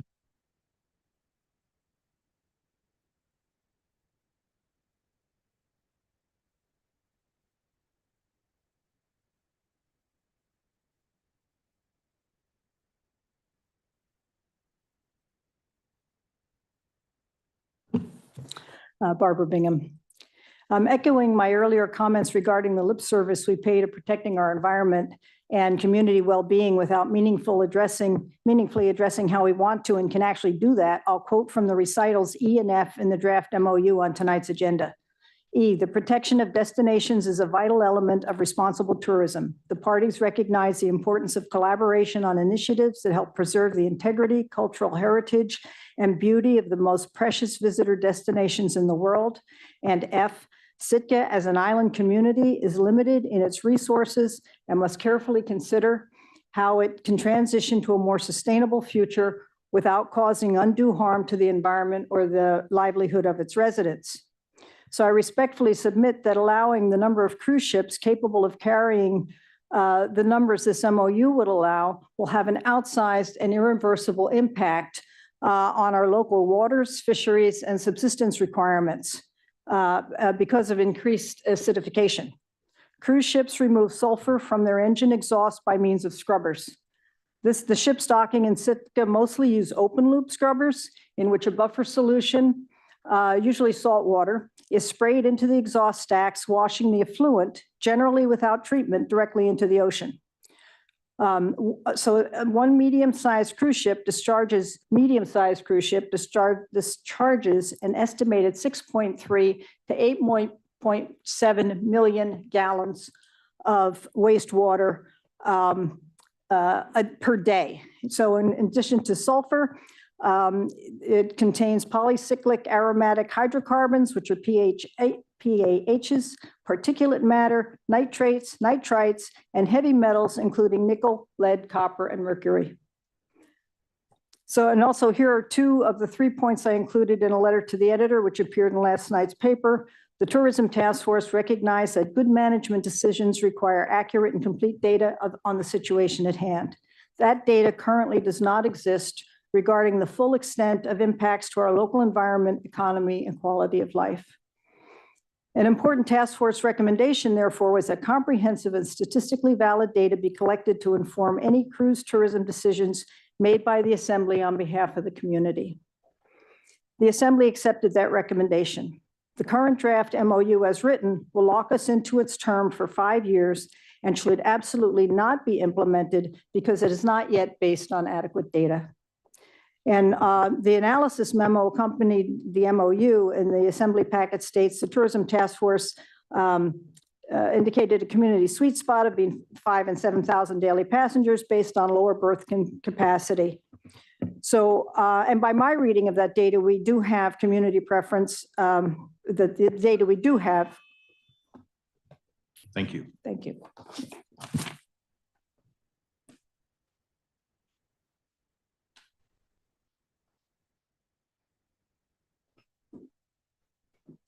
Hello, Emily Scott for the record.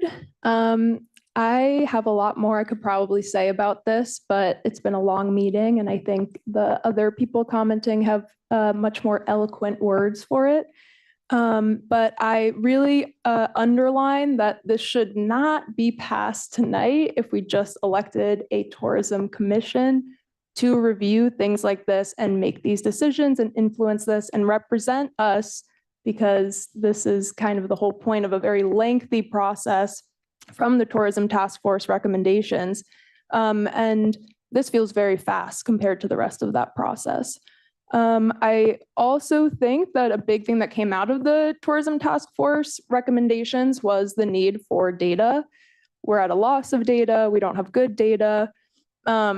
And I think that the survey was a part of that as well. Like personally taking the survey, I was kind of disappointed. It felt a little bit confusing. And I feel like that might have, impacted some of the answers that we got.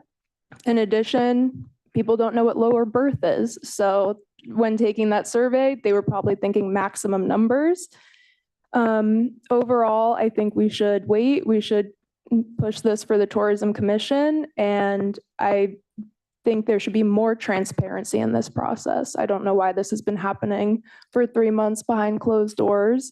And then this just got posted a few days ago. Thank you.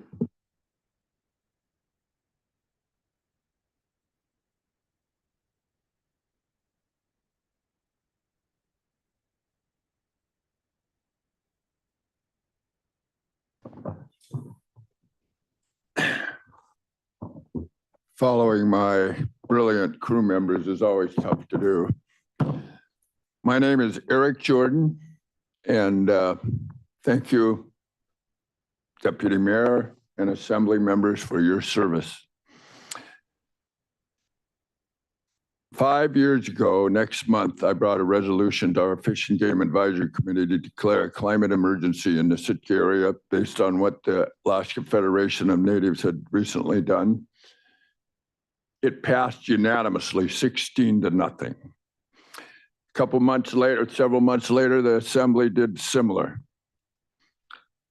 5 years. It's going to be 5 years. We're in an emergency situation here with the climate catastrophe, folks.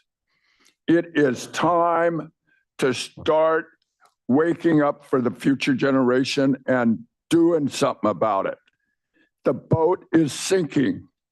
You need to take action now. The first step of survival is recognition. The first step of grief is denial. By approving this MOA, you are in denial of the need to control the emissions from the cruise ship industry. What they're doing to the Sound, I'm out there all the time. The ecological changes in Sitka Sound, the lack of sand lance and Kaplan in some of the areas is changes that we haven't seen before. Jellyfish, because of the warm waters, wiped out our trollfish from Bjorka to the Fairweather grounds most of this year. The community of Yakutat has taken some action. The Yakutat Tlingit tribe has passed a resolution taking a formal stance on cruise vessel emissions and environmental impact on the Yakutat ancestral waters. Yakutat Tlingit tribe asks the cruise industry to switch to cleaner fuel while transferring Yakutat Bay to Disenchantment Bay and to not use scrubbers while in Yakutat Tlingit tribe territorial waters.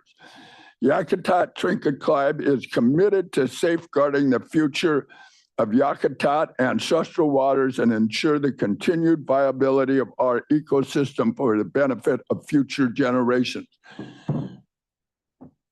It is your job as Assembly member to recognize the crisis and to start taking action to control the polluting cruise ship industry now. Thank you.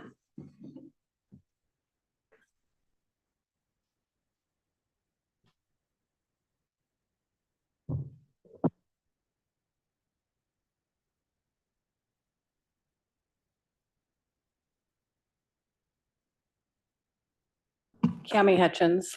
I just want to thank all the community members for talking tonight with a lot of passion. I'm fairly new to the community, but I do know that this is a very divisive issue. I highly recommend that this is not passed this evening, that everyone give it a chance for the commission to review and also to have more community input, particularly data, whether it's a survey or however the Assembly and Commission decide it's best. But I really think the best outcome for an MOU, eventually, I think it's important, but I think the community needs to be involved. Thank you.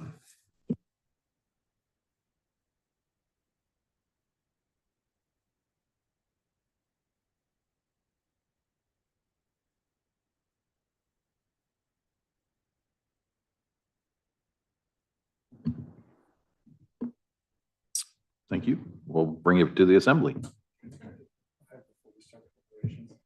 Oh, that makes sense. We're at 8 o'clock. We'll take 5 minutes. Then we'll deliberate, and we'll talk.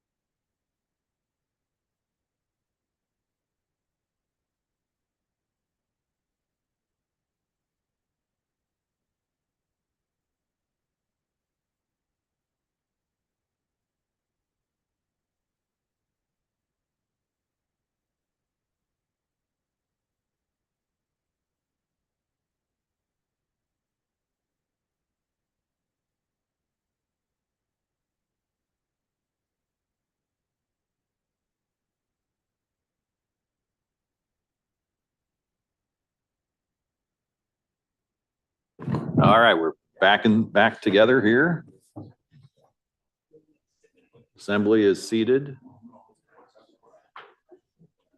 Mr. Salim.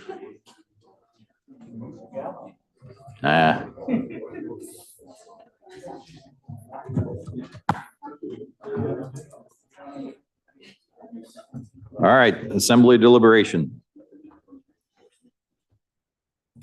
Oh, sorry, go ahead, Tor. Mr. Moat. Thank you, sir. First, I want to thank everyone who came here and spoke. I value your words very much. It was very nice to see you all. So before I start, and I know we might have follow-up questions, I want to offer some perspective. A lot of times people who would be kind of opposed to this kind of thing they mention quality of life. And there's some truth to that, but the way I see it, quality of life isn't just that. I know I bring this up a lot, but Sitka has, I think, roughly $150 million in repairs needed on our aging infrastructure. The schools need a lot of work. Just basically list any major infrastructure and we need to spend money on it. So the way to pay for that is either grants, which of course we're trying to get and getting some, economic activity. Increased economic activity increases your sales tax receipts. And that has allowed us to put more the past couple of years into the infrastructure sinking fund. And the perspective here is that the quality of life will decrease dramatically if we are not able to start tackling these projects very soon. The schools, the sewer system, all these things that we assume are in good shape, some of them are not. And so even in the midst of intense economic pressure, the Assembly the past couple of years has, other than restoring the summer sales tax to that 1%, so it's a total of 6%, there's been no increase in taxes. I know the public gets a view, but there has been little to, if any, comment on that kind of thing, the pressure to increase that. That says a lot. As far as the people who they want more involvement, the city, through extensive work and time, put into having town halls and surveys and stuff to allow the public a chance to speak. And I believe they have been very involved from the very beginning. I used to kind of wonder, I believe that the majority of citizens or residents here desire tourism, not because we love seeing big ships, but because we need the money. But give me a second. But I believe that the majority of citizens or residents here believe we need it. Boy, I am so nervous. I'm just like, oh, now more than ever, I've had many people come up to me and just emphasize how much they feel that we need it and how important it is to them.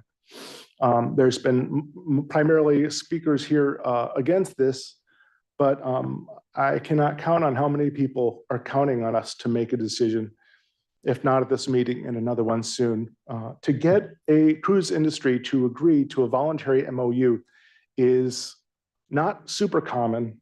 And the cruise industry, to be honest, they can bring as many cruise ships as they're able to carry. And so there's a strategy in engaging this in this way. It allows us to proactively come up with a number. And by the way, the number in the task force between 5,000 and 7,000, 7,000 is in that range, but allows us to proactively come up with an arrangement that is maybe not perfect, but much better than it could be. In my mind, this is a accumulation of months and months and a year or so of hard work to get to this point. It has not been easy. There has been a ton of public outreach and public input. My concern with putting it off, although I'll probably defer to the assembly, well, I have to defer to the assembly, but if people want to put this off, I would consider it.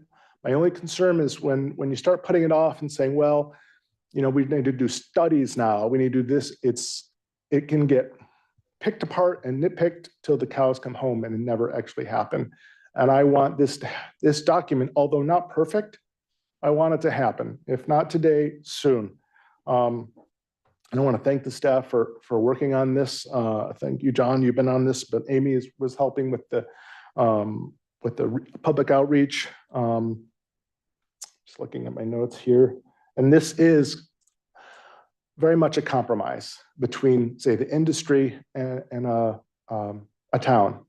And I'm pleased with it. I think that I would love to have extra money without having tourists here, but we need the money. It's not always about money, but that money does affect our quality of life in a real and tangible way. So those are my comments for now. And I support this. Thank you.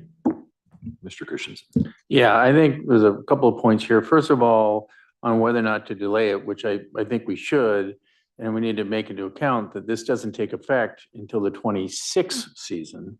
So it's not like we're under an incredible time crunch necessarily. And I think we should throw it to the new commission, or at the very least put it up for another meeting. So there's 2 weeks, because I didn't get this until late last week and neither did anybody else. And I think that having people being able to read it and understand what it is important. As to the actual, I read through this, and it appears, a couple of overall comments. First of all, as an MOU or an MOA, whatever, it's not binding on anybody, but the city tends to follow these things when we have something like this. And when situations change, we say, okay, we still got to do it. Whereas I don't think private companies will feel that need as much if situations change. And the other thing I really noticed is that essentially the city is the one making the changes. I mean, if in the first one they talk about in 1A1, that the city won't accept cruise ships at the lettering docks and take the hit from that, but that there's nothing to prevent the cruise ship terminal from putting 2 Panamaxes and having 11,000. They would be following the MOU. And there's nothing to prevent that. And so basically they're asking the city to take the hit on all of these. And, you know, when I read it, I kind of got irritated because it's like, we didn't create the issue, and yet we're being asked to take the hit to deal with it. And the other thought that struck me is that if that's the case, I mean, we look through this where we're reducing the number of boats lightering in, I find those people much less disruptive than coming from the terminal, because they don't have to get on a bus to get here. And the buses are a huge point of contention. And then on the same with the quiet day, I don't see anything in here saying that the cruise ship terminal will reduce, just the city will. And on 4, it just says the CBS will not permit any docks, any cruise ships at the docks during those months. Doesn't say anything about the cruise ship terminal. But at the end of the day, it's completely unenforceable. And then honestly, I'm hesitant to spend a whole lot of you know, anxiety and work on this, because it's not enforceable. It has no teeth, and it's kind of a feel-good document in theory that, well, okay, we have an agreement. But again, I find that in these kinds of agreements, the city is the one who we pretty much always follow them. But I can, if situations change or there's something insinuating circumstances, which will happen, like what happened up in Skagway, and all of a sudden we got a whole bunch more ships in here. And we're the ones that are gonna have to say, no, you can't come to the dock. And I don't think this will change the amount of people we have coming in town. And whether or not you want to or not, you know, regardless of your opinion on whether or not we should have lots of people, you know, more people than this or less people or whatever, I don't think it's going to make a huge difference. You know, I personally feel that when you get to a certain point, people who are in line don't spend money. They just spend time in line. And they're not increasing our tax base because they're in line and waiting to get on a bus. And so, and I know that that's not, you know, sometimes they're out on excursions and things, but I just have issues with the city being the ones to do this, to make the sacrifices to our bottom line when we didn't create the issue. And you know, I don't want to vote on this tonight. I really think that at the very least we should have a delay, you know, table it until the next meeting so that it can get out there. Because I spent a couple hours this afternoon going through it, and I also don't really understand necessarily what lower berth level and upper, I mean, what that really means. But it took me a while to figure out that how one-sided, I mean, like the catch that, you know, the April and October stuff is complete the city. There's no mention in there of the cruise ship terminal. So I think we should my preference is to send it to the New Tourism Commission, but if that's not feasible, then we should at least put it off to the next meeting. Ms. Carlson. Couple of questions for staff. I don't know if this is John, Rachel, maybe Amy, whoever's most appropriate, please take it. What is the definition of lower berth capacity? The simplest definition I can give is those are the paid passengers. Those are the folks that are traveling here on their vacation. And they, as was mentioned before, sometimes it's oversold, just like an airplane gets oversold, except people get bumped off. I think they can fit more people in rooms on the cruise ships, but essentially it's just the number of passengers that are here visiting on a paid ticket. And that doesn't include crew. That does not include crew.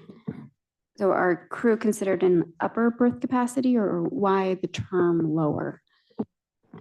That I couldn't answer. I don't know. Yep.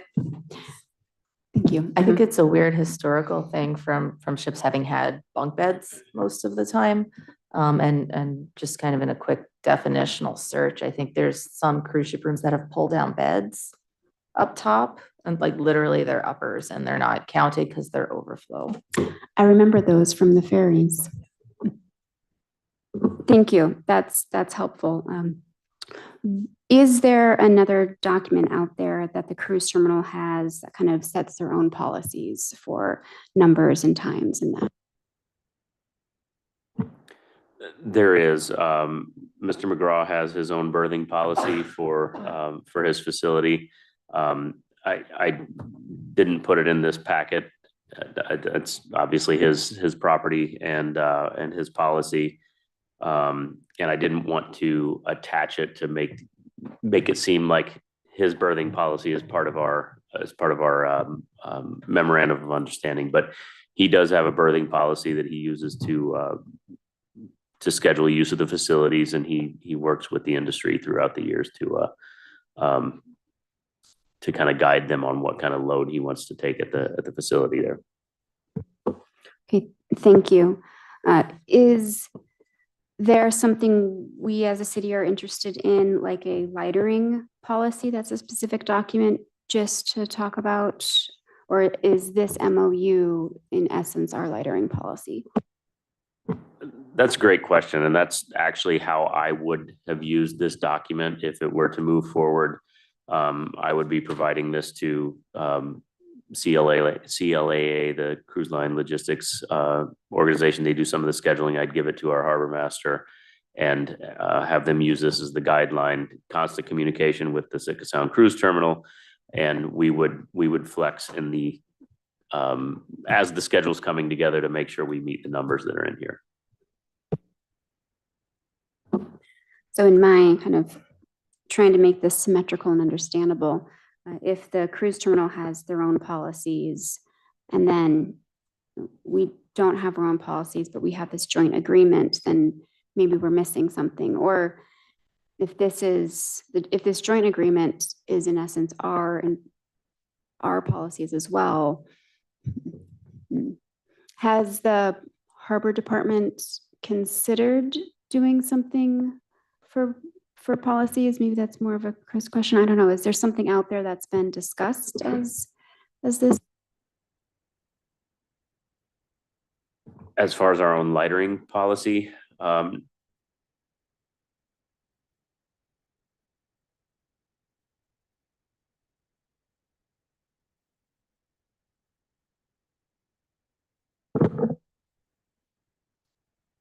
know it's going to come back on and then feedback's going to go crazy. No, we don't have a set policy. That's the role of the harbor masters to look at the load in the harbors and our harbor system and see what is available and what's open and try to spread out the capacity as much as possible. But we do have, his years of experience can tell him I can't have 3 ships of 2,000 plus people all trying to lighter to the same facility. It's just not going to work logistically, but we do not have a set policy. Thank you. That helps give some context to this and perhaps explains a bit why it's CBS specific in this joint agreement, because we don't have one of our own. Okay. Is there,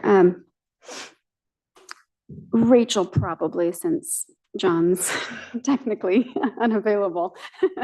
Can you give a little background or just overview of the difference between an MOA, MOU, other forms of negotiated agreement, or what a contract is? So we understand a bit more about the binding, unbinding nature of this document.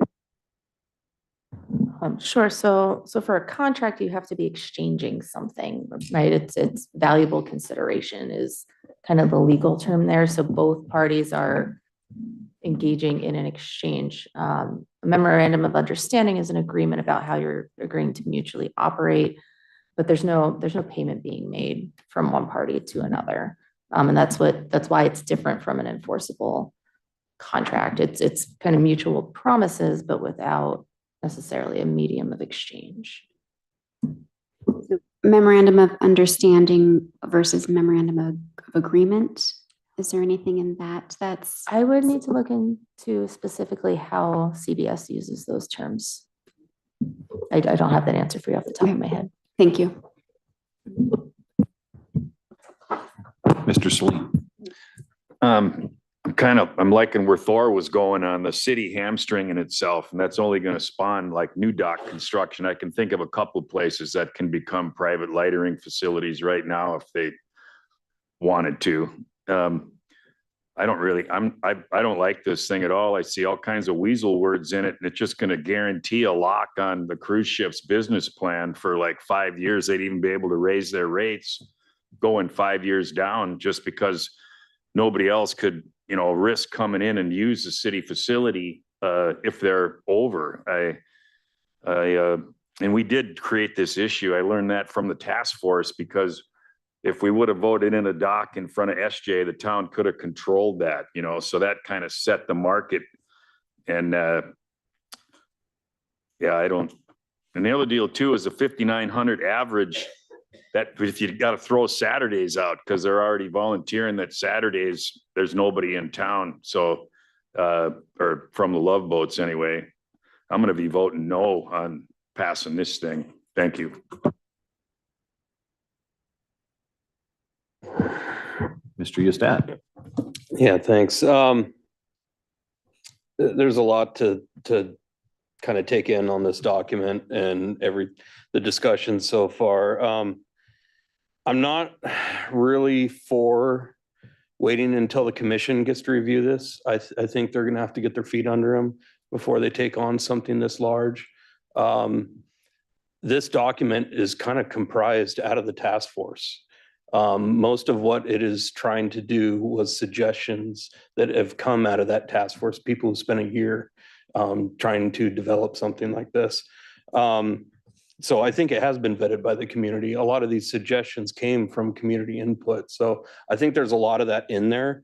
I think there's a lot in here that a lot of the community won't like. And that was stuff that we did see at the task force. There is a real discrepancy between, or polarization between what our community wants to see. And this is going to be a really hard topic, I think, for this table, because we are a very divided community from everything that I saw at the task force level. So no matter what we decide, there's going to be a large section of the community that won't be happy. The one thing I do see, if we continue to kick this can down the road, cruise tourism can continue to grow. I think this could potentially, as long as everyone adheres to it, put the brakes on it for now, stay where we're at, take some of the community comments that were put in there for a quiet day. Maybe it's not as quiet as some would like, but it's still a quiet day overall. Flatten the curve, try to get the peaks out, try to get these 10,000 plus passenger days out of the equation, try to keep it more at a agreeable level, I guess. So I really don't want to see this kick down the road too much longer. I not totally against putting it off till next meeting. Honestly, I have a few questions for Chris that I'd like to have answered. But in general, I think this is a good start. Something I would maybe suggest, instead of a 5-year term, maybe we shorten it. Because I do want this to be a conversation starter, a start to it. I really don't want to take the regulatory way when it comes to any sort of limits. I think that is a dangerous road to take. I think it's the road to lawsuits and massive amount of funds that are going to have to be put towards those. But I think if we as a community can continue to massage this, we could come up with something that hopefully everyone can agree on to a degree. Obviously, I think compromises need to be made. I do believe this document is a compromise because I think there is potential for more growth. And if everyone adheres to this, we can at least keep it where we're at. So in general, I think it's a great start. I think there is stuff still to work out. I'm definitely up for shortening the term. I don't know what that means, but maybe 3 years, something like that. I think it needs to be have some sort of length to it, but not, maybe 5 years is a little bit too much. But as is stated in the memo, and having been a part of the task force and dealing with a lot of this cruise stuff and stuff that we see at the GPIP and harbors level when we're talking about adjusting rates and the future of tourism and, well, just every industry in general, they're already booked up, taking bookings for next year, booked up for next year. They're already looking at 26. So as we continue to not set something in place, we start to lose more control of what's coming down the pipe here. So I would like to definitely get this sewn up sooner rather than later. My recommendation would be by next meeting. So yeah, that's my comments for now. Ms. Carlson. Thank you, Deputy Mayor. As a document, I'm going to go through some comments, kind of just page by page. This is an agreement between the city and the dock company. As the section 1 kind of meat of it states, it's mostly the CBS saying, we will, we agree, we will. If there was more, mutual language between both entities, it would, to me, look more like a mutual agreement. So it seems as if we're considering this other document that's out there as holding a line for one entity, but it's not part of this agreement, which doesn't seem to be true to the intent as I understand it, as an us, not just the city. The recitals are great, and I think that is very important to have at the beginning of the packet because that shows us why we're doing this.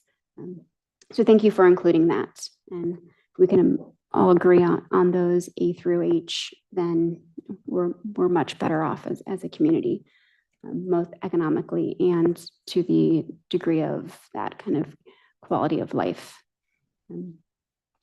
The details in here could get looked at and kind of lined up a little more with the report from the Tourism Task Force.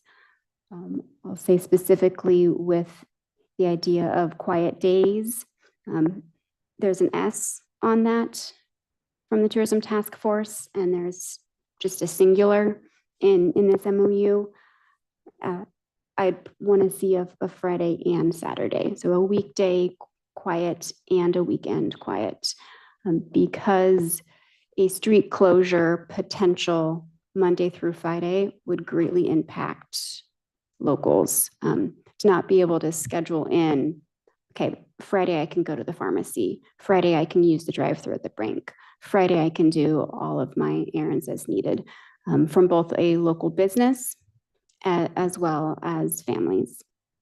So considering 2 days, 1 weekend, 1 weekday would be significant.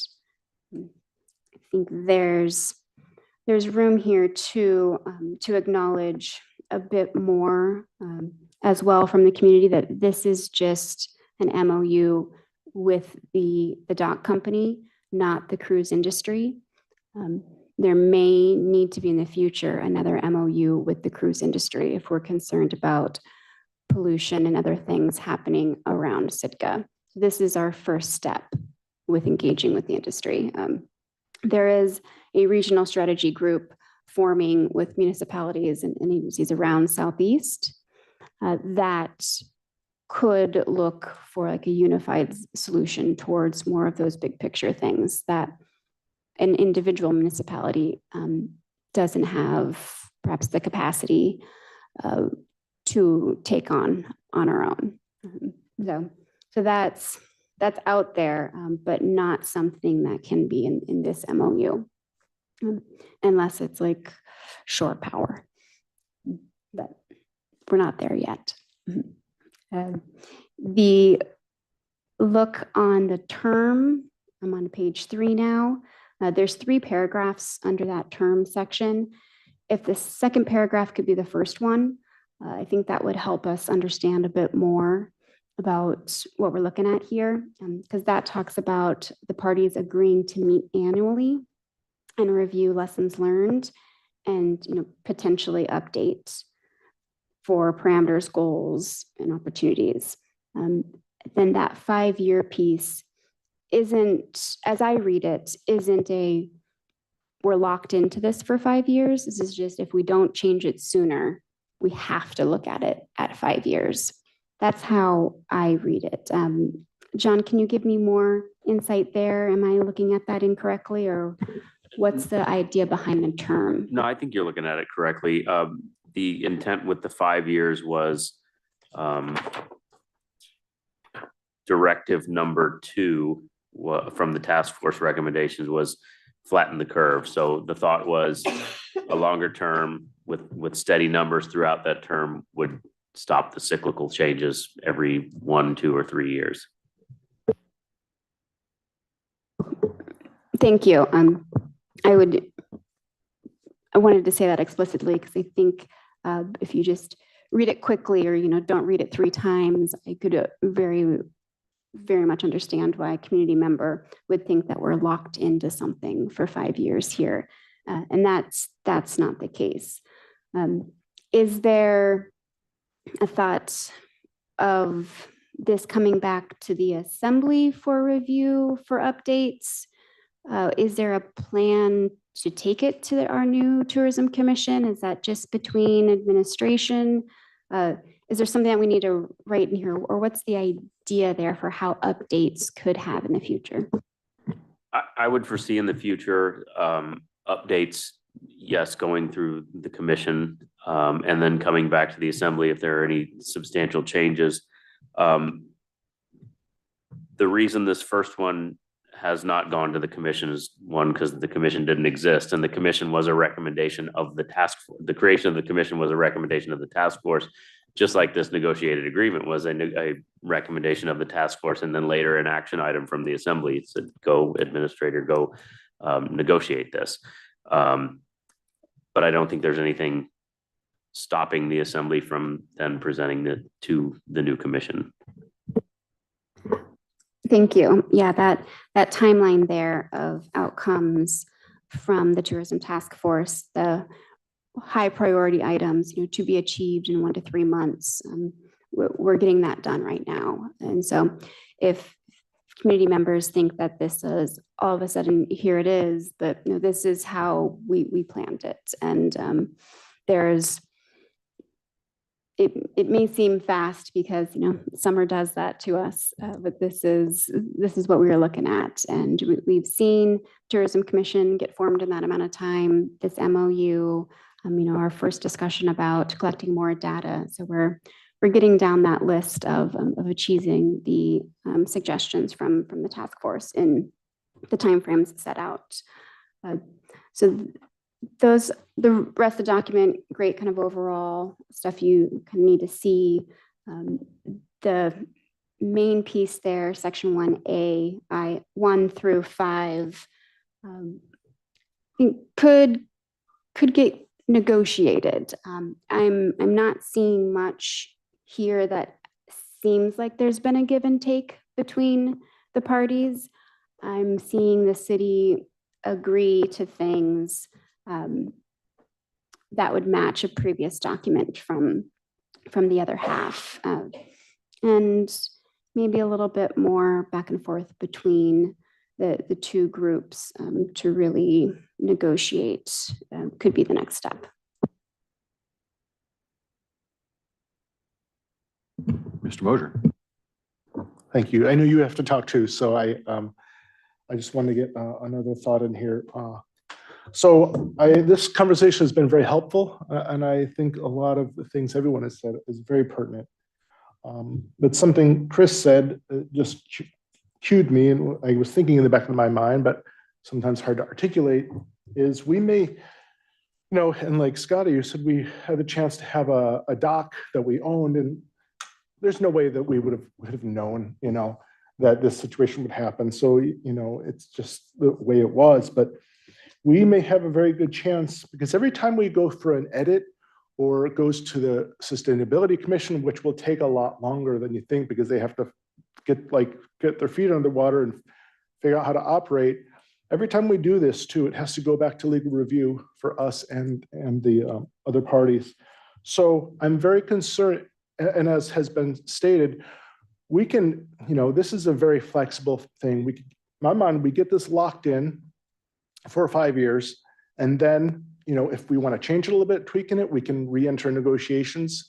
But getting this locked in helps us to prevent us from not being able to control the 2027 season. As Chris made a point, yeah, they've already booked a lot of 2026. So this is help us control 2027, which if we just start, sending it out to reviews and this and that, we may miss a deadline to get that. So that's very important. So I feel like this is, although it is voluntary, I believe, I have talked with Mr. McGraw several months ago, and I believe that, well, for one, he's not the big bad wolf. And two, I think that he genuinely cares about this community, and I believe that his company will abide by the heart and intent of this agreement. So if we could get an agreement with the industry to do that, just that, I think it's really important that we not really waste time in overanalyzing and go for it. Another thing I was going to ask John is, because I think I asked you about this once, why is the city taking on all the risk and all the lost revenue and this and that? It's my understanding that it's by need, but I would like you to kind of answer that question. Why is the city the ones having to take the hit, so to speak?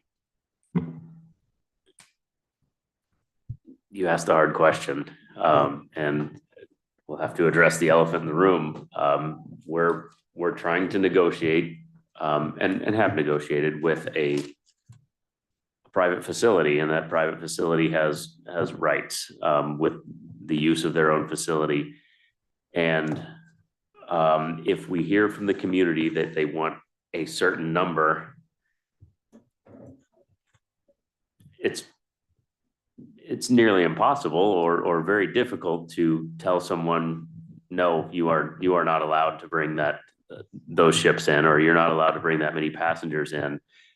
You would just have to be negotiating from a position of good faith. But at the end of the day, it is a private business using their facility as they seize their right. So if the community desire is to try to cap the numbers somewhere, the area where the most flexibility lives is on our side. Thank you. That's kind of what I thought. And I want to emphasize that the industry can do with whatever they want within legal reason, but here we have an industry that's willing to limit voluntarily. So I think that if we go back and try to say, well, we want you to take on more, I just don't think it's going to work. I don't think they'll agree to it. Because at the end of the day, that is about business, and they have to make certain revenue projections. I'm not saying that it's right at all. I'm saying that we have an industry that could expand even more, volunteering to not expand to a certain point, to only expand to a certain point, or actually restrict to a certain point. I just feel like it's very important right now that we understand the perspective and the timing that we're in. This isn't something that I believe will be helpful or wise to start changing and tweaking a bunch. This can be changed and edited,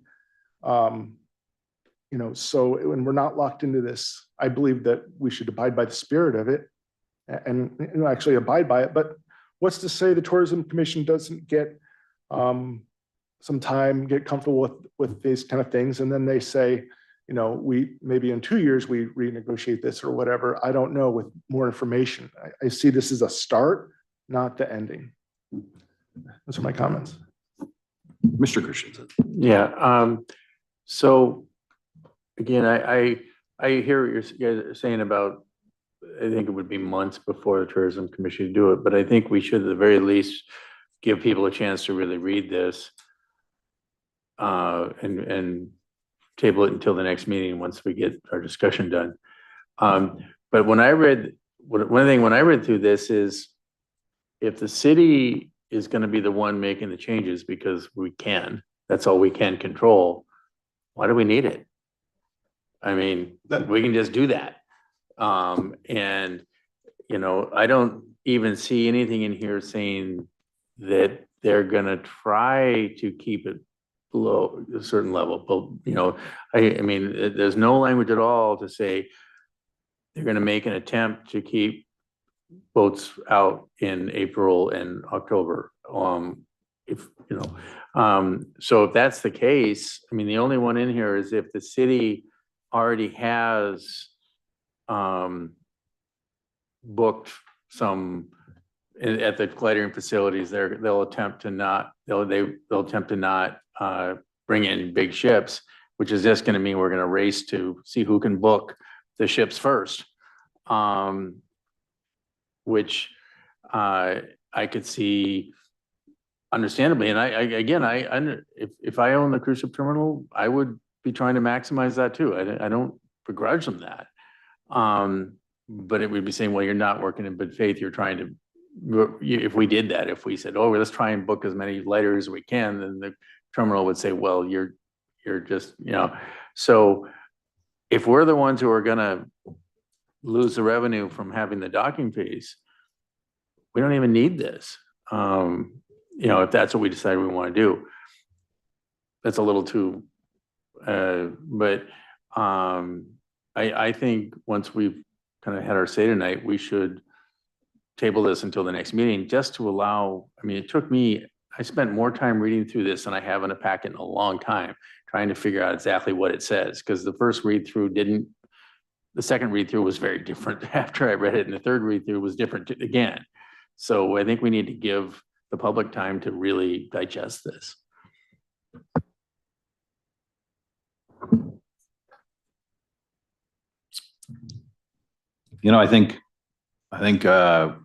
This is a strange scenario where I think we can do both. We can pass it and we can have the Tourism Commission take a look at it.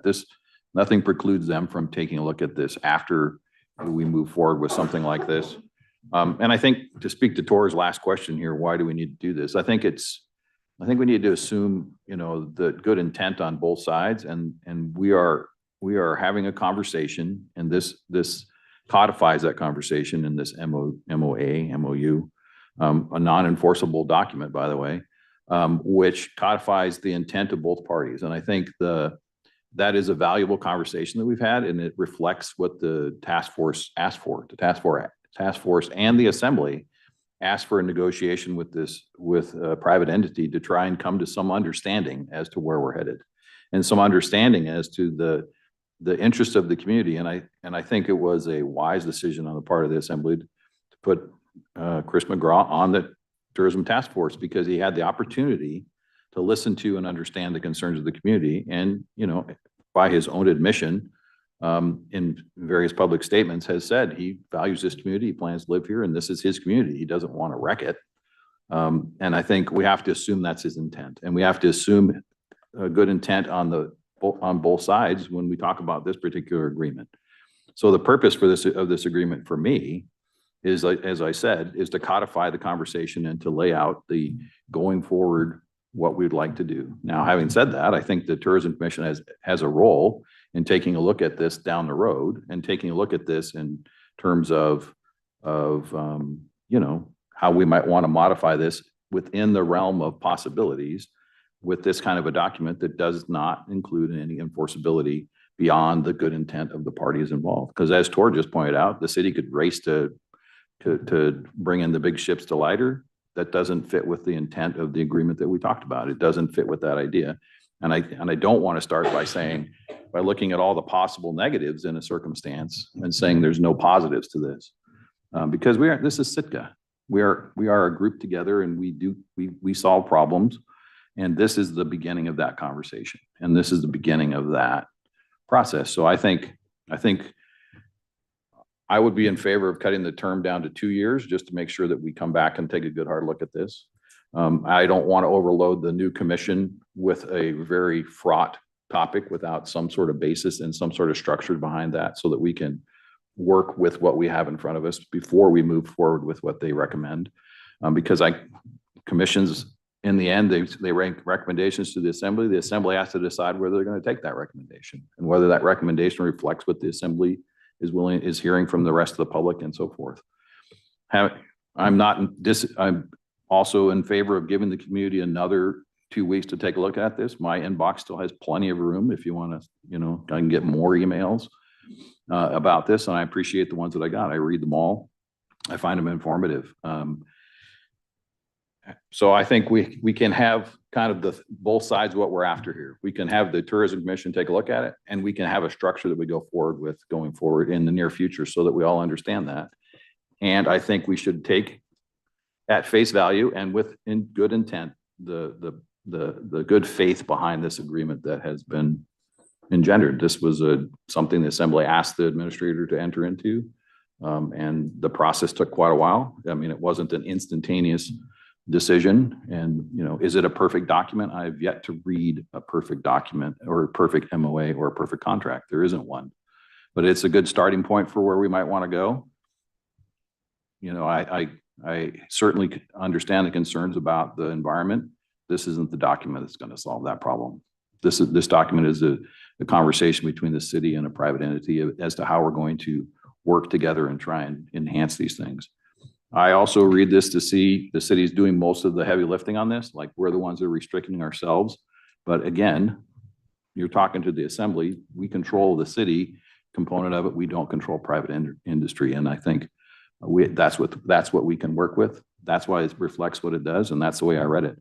I agree with Tor. I spent more time on this particular read through than I have in a while for these things, because it takes time to understand the nuances of this. So I would not be opposed to bringing it back to the next meeting. And I also think that we need to make sure that we don't miss the opportunity or miss the chance and the effort that's gone into getting us to this. The task force did a fantastic job of trying to reflect what our community said. And the overriding thing that came out of it was everybody on the commission, on the task force, wanted what was best for Sitka. That was the intent that people came away with. Their output reflected the fact that our community has a lot of conversations in front of us. And tonight we put together a commission that can answer some of those questions and can work on those things. I think our commission that we put together reflects a well-balanced group of people, as balanced as it could be reflected from the group that put their names in the hat. And I appreciate everyone who did. And I think we should give them the opportunity to look forward to that. I move to table this item until the next regular scheduled assembly meeting. Second. Sorry, if I could, Postpone, better word? yes. Okay, I move to postpone this until the next regular assembly Second. meeting. It's been moved and seconded to postpone this item to the next assembly meeting to give the community some time to reflect on this. Is there any public comment? It would be comment just on the motion. It would be comment just on the motion to postpone.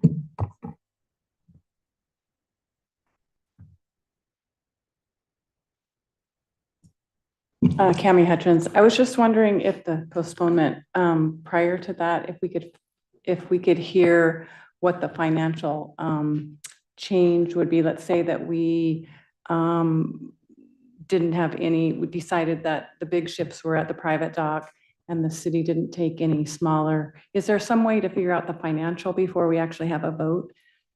If that makes sense, like the financial detriment to the community. Does that make sense? I think that would be helpful for the community to hear, because what I'm hearing from some of the assembly members is that the city is giving a lot in this memorandum of agreement. But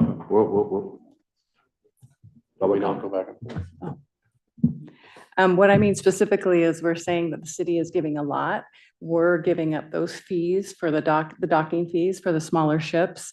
And what would that financial burden be for the city? Like, how will that make our decision in deciding if we want to take on this memorandum of agreement? Because I hear assembly people saying we need to consider that the city is giving a lot and that the private industry isn't giving a lot.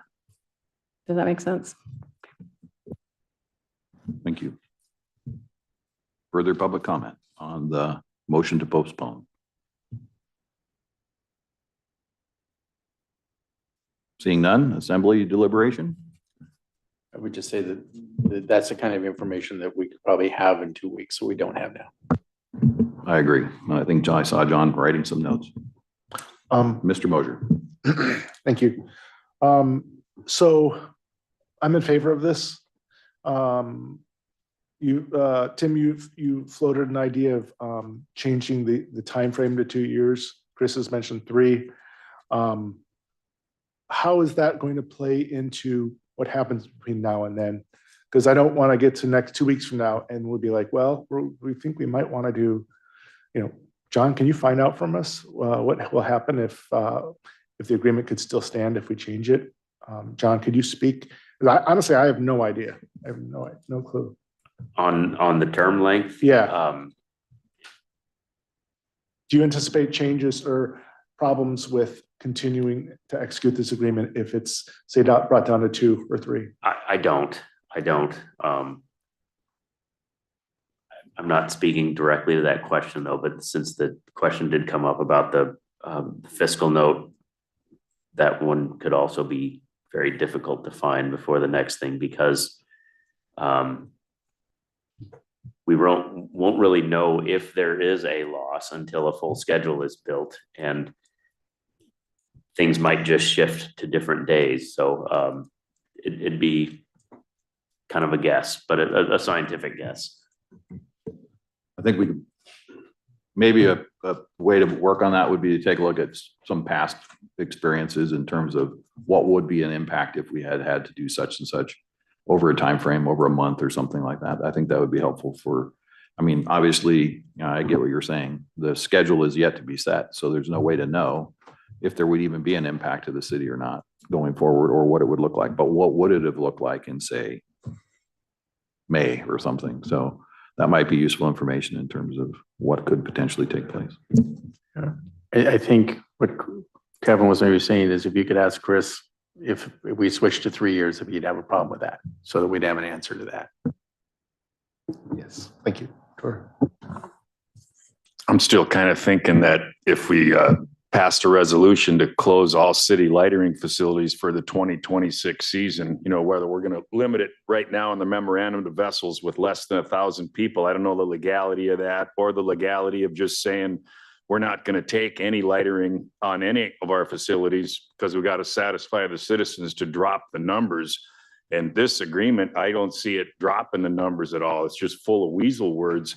So if we pass that, you know, we'd at least be firing a shot across the bow, like Thor says about, hey, we got to restrict it, you know, and then we don't have to have an agreement, and we've reduced the number of people. And like, if it's $2,500 to use the lightering facility by the bridge versus how much taxes are coming in from, you know. Can I slow you down? No, I'm done. No, we're just on postponement at the moment. Okay.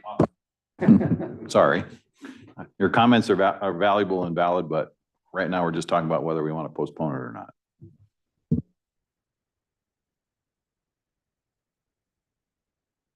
Any further deliberation on postponement? Sarah. Right, on the motion to postpone the approval of the MOU between CBS and Sika Company to the November 12th assembly meeting. We actually have an extra week in between meetings, so it's 3 weeks away. Mr. Christensen. Yes. Mr. Yestad. Yes. Mr. Mosier. Yes. Mr. Celine. Yes. Ms. Carlson. Yes. And Mr. Pike. Yes. The motion to postpone passes 6-0.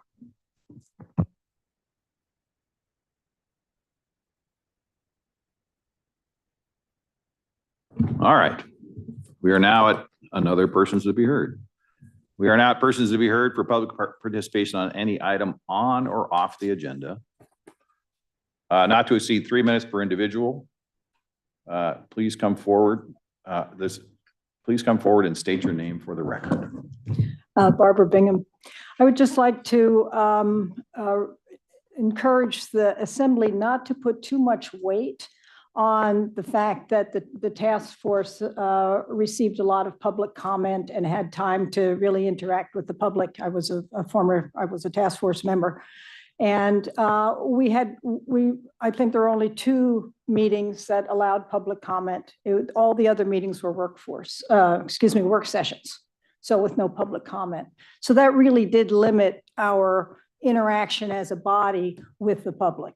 And we had the town halls and we did the best we could, but we do not have a really good handle on community opinion based on that interaction. And then the other thing is that back to my comments about not taking impacts to the environment seriously, at what point do we say, yes, you're a private business, but you're destroying, first of all, destroying the very thing that you're selling. And second of all, you're destroying our livelihoods, in terms of subsistence rights and commercial fisheries and all the things that are impacted by the environmental impacts. At what point does that become more important than a private business's ability to make money. And by limiting ships to the city docks, aren't we also impacting and limiting their ability to make money? So it's the same, isn't that the same situation? So just want to point those things out, that there's got to be a way that we can that we can protect our environment, protect our livelihoods. There are other ways that we can encourage economy in this city besides just tourism. I mean, we want tourism, and there's lots of good aspects of tourism, especially independent travelers who choose to come here, right? They have chosen Sitka specifically. Passengers on cruise ships are, it's okay, well, this is Tuesday, so it must be Sitka, right? So there's wonderful community conversations that we could have about how we can encourage and build our economy that doesn't rely on the hugely impactful large cruise tourism industry. Thank you.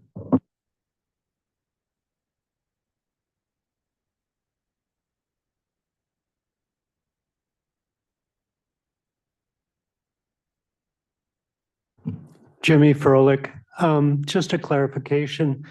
It's my understanding that a lower berth limit is the way that cruise ships measure the minimum capacity of a ship. If you can imagine a stateroom which has 2 beds in it, typically you might have 2 people in it, or you might have as many as 4 or 5. So a lower berth limit is the absolute minimum that a cruise ship can provide. And you should probably be looking at capacity rather than lower berth limits. Thank you.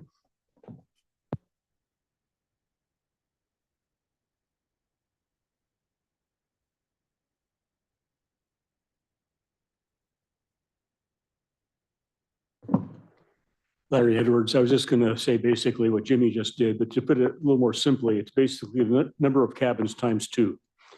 And to give you an example, the largest ships we have here, like the Ovation of the Seas, the Quantum of the Seas, have a lower berth capacity of 4,180.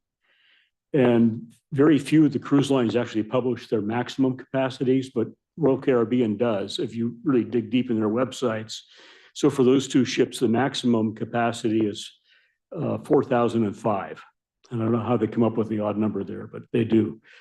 I would just also like to suggest that for good community discourse on this, we should all be using common units of measure. And the one that pops up all the time, which isn't really a unit of measure at all, is passengers. It's really ambiguous. So you might have noticed in my testimony tonight, I was saying over and over and over lower berth capacity. And the other one to use would be maximum capacity. But what really counts is the unit of measure that we had in our initiative, which is persons ashore, because it's feet on the grounds here that really matter, whether it's in terms of sales tax revenue or whether it's in terms of the impacts we're all experiencing. So just some suggestions to think about. Thank you.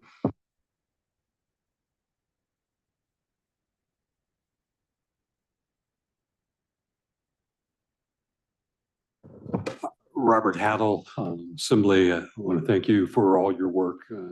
Mr. Leach, your work working with the cruise ship dock. Not wanting to go too long tonight, but I'm concerned that what the issue is potentially that's going to catch us is just showed up again in Juneau, which Norwegian is apologizing to the city of Juneau that they didn't let them know what their plans were to build a new facility. And Juneau is going, oh, we now have even more cruise ships and more space. My concern is that I think that Mr. McGraw has demonstrated very nicely is building a facility out at his terminal. The issue of the cruise passengers really is the impact on our downtown. It's all the buses coming in, it's all the people walking around, the impact on the sewer system, and having to close Lincoln Street. That seems to be where most people were upset. If Mr. McGraw or whoever comes along and says, guess what? We're not busing any more people to town. We can bring whoever we want to come out to our terminal place. I am concerned that we're vulnerable and can have a working relationship with the Sitka dock, but what's preventing somebody else from coming along and saying, wow, it's a good idea. Why don't we build a dock?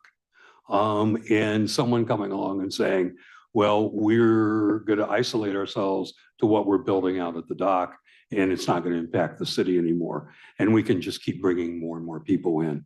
So I think good questions for the task force when they're up and running, but realize that what we've got with the MOU is a start, but there's a lot of other vulnerabilities out there. Thank you.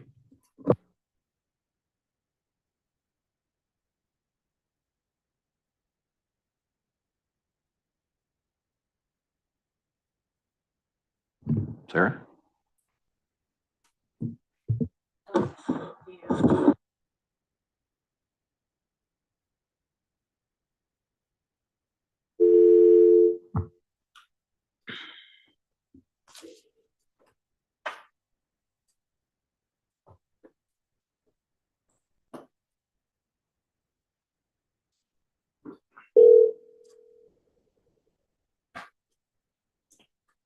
Hello, Sarah.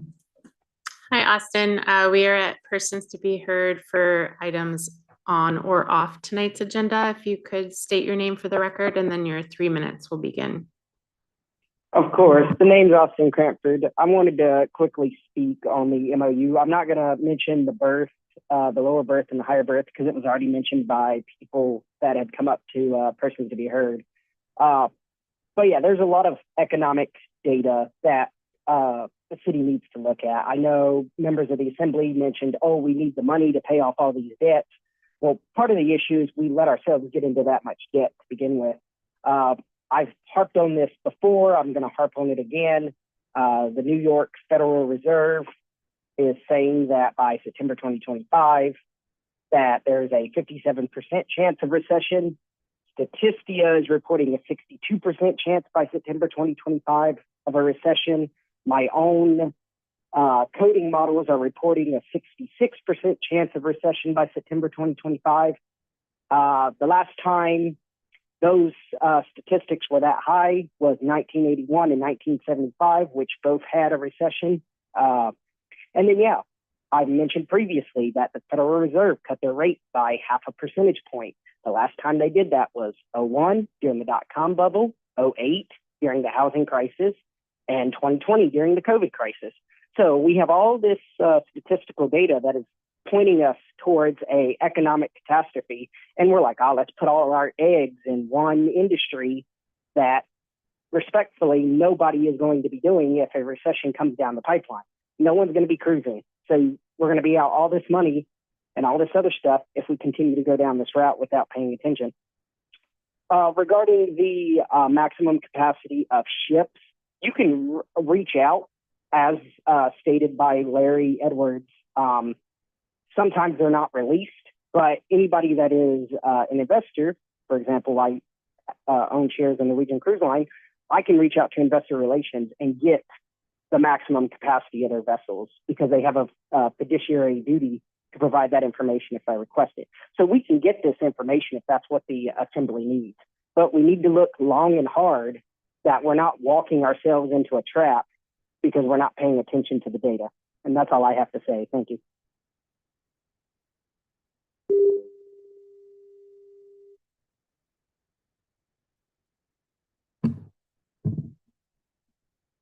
Persons to be heard.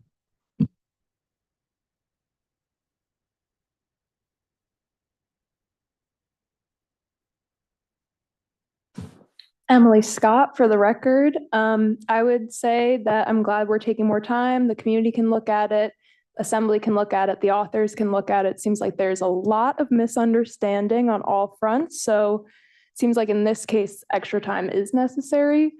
I would also just like to say that I disagree that this doesn't have environmental impacts or solutions. I think, as was mentioned, the difference between smaller boats or larger boats coming in will make a difference.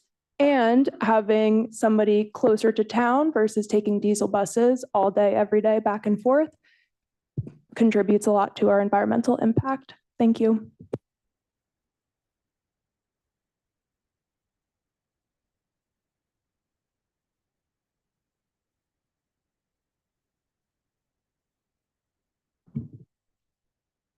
you very much. We're now at reports.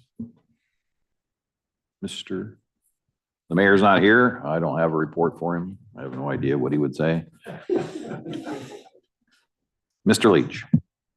I just have one quick thing. I don't think I've mentioned it at one of the meetings yet. There was this was part of the, I don't know if it was CARES Act or ARPA, but there was a fisheries disaster relief payment. I was a little nervous when a letter showed up that said, you're getting $336,475. Just give us your bank and routing information and it'll show up in your account. But we tracked that down, talked to ADF&G, and it was a fisheries disaster relief payment. I believe the fishermen have already received that. There was an amount due to cities, municipalities affected by it.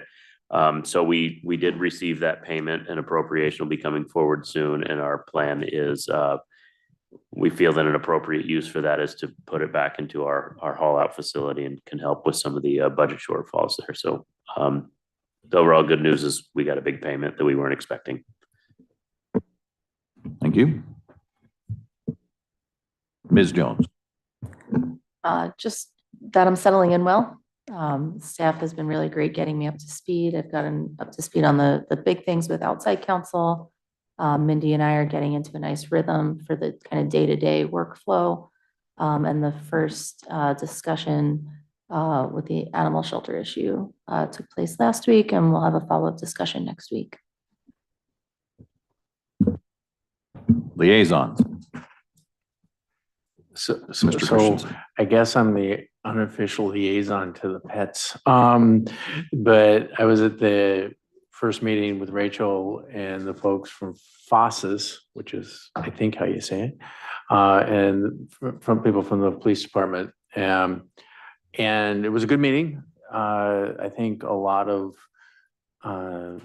things were aired out. We're talking about what we need to get done. There's another meeting going to be on the 30th. I basically just kind of sat in the back and pretty much listened. Although at the end, they reached an agreement, and you've probably seen announcements about it, that some volunteers, limited number, are going to get back into the shelter pretty much now. I'm not sure the exact date.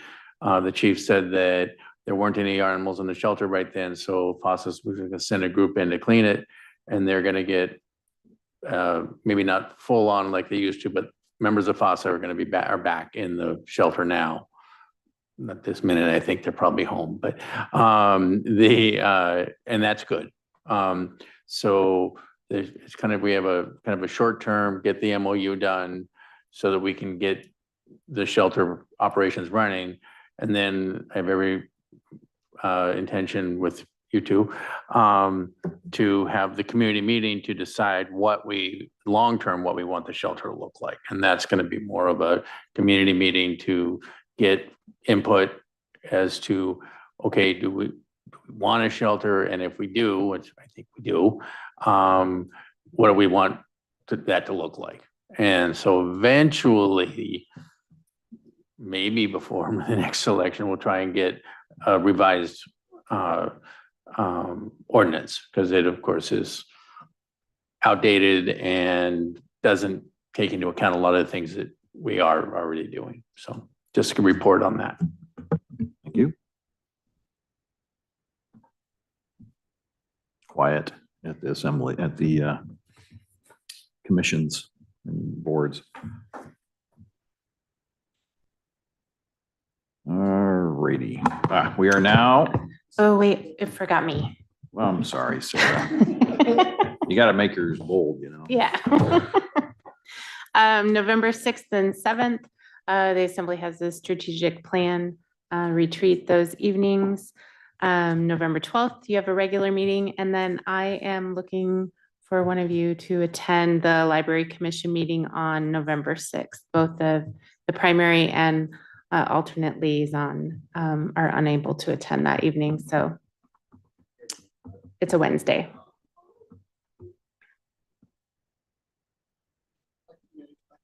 Okay, all right, I'll put you down. Yes, thank you. That's all I have. Sorry. Thank you. Now, we're at the executive session. May I have a motion?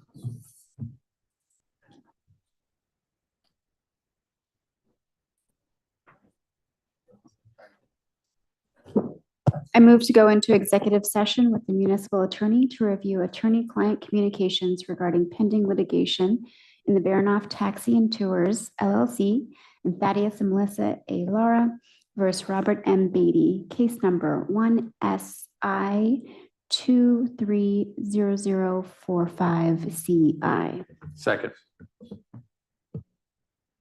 It's been moved and seconded to go into executive session. Is there any public comment? Seeing none, assembly deliberation. No further deliberation. Sarah, please call the roll. All right, on the motion to go into executive session, Mr. Yestad, Yes. Ms. Carlson, Yes. Mr. Mosher, Yes. Mr. Pike, Yes. Mr. Christensen, Yes. and Mr. Celine. Yes. The motion passes 6-0. We'll be meeting in room 4. Don't take too long on the break before we get there.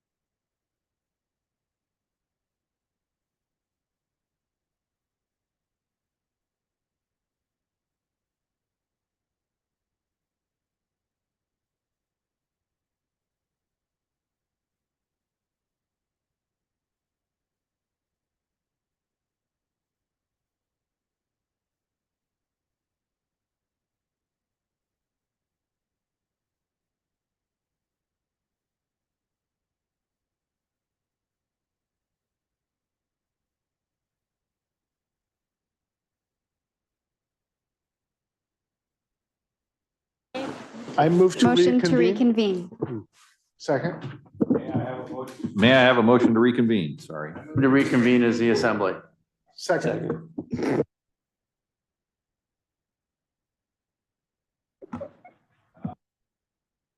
Aye. Any opposed, say nay. Hey. I have a motion to adjourn. There's a second. All in favor, say aye. Aye. Aye.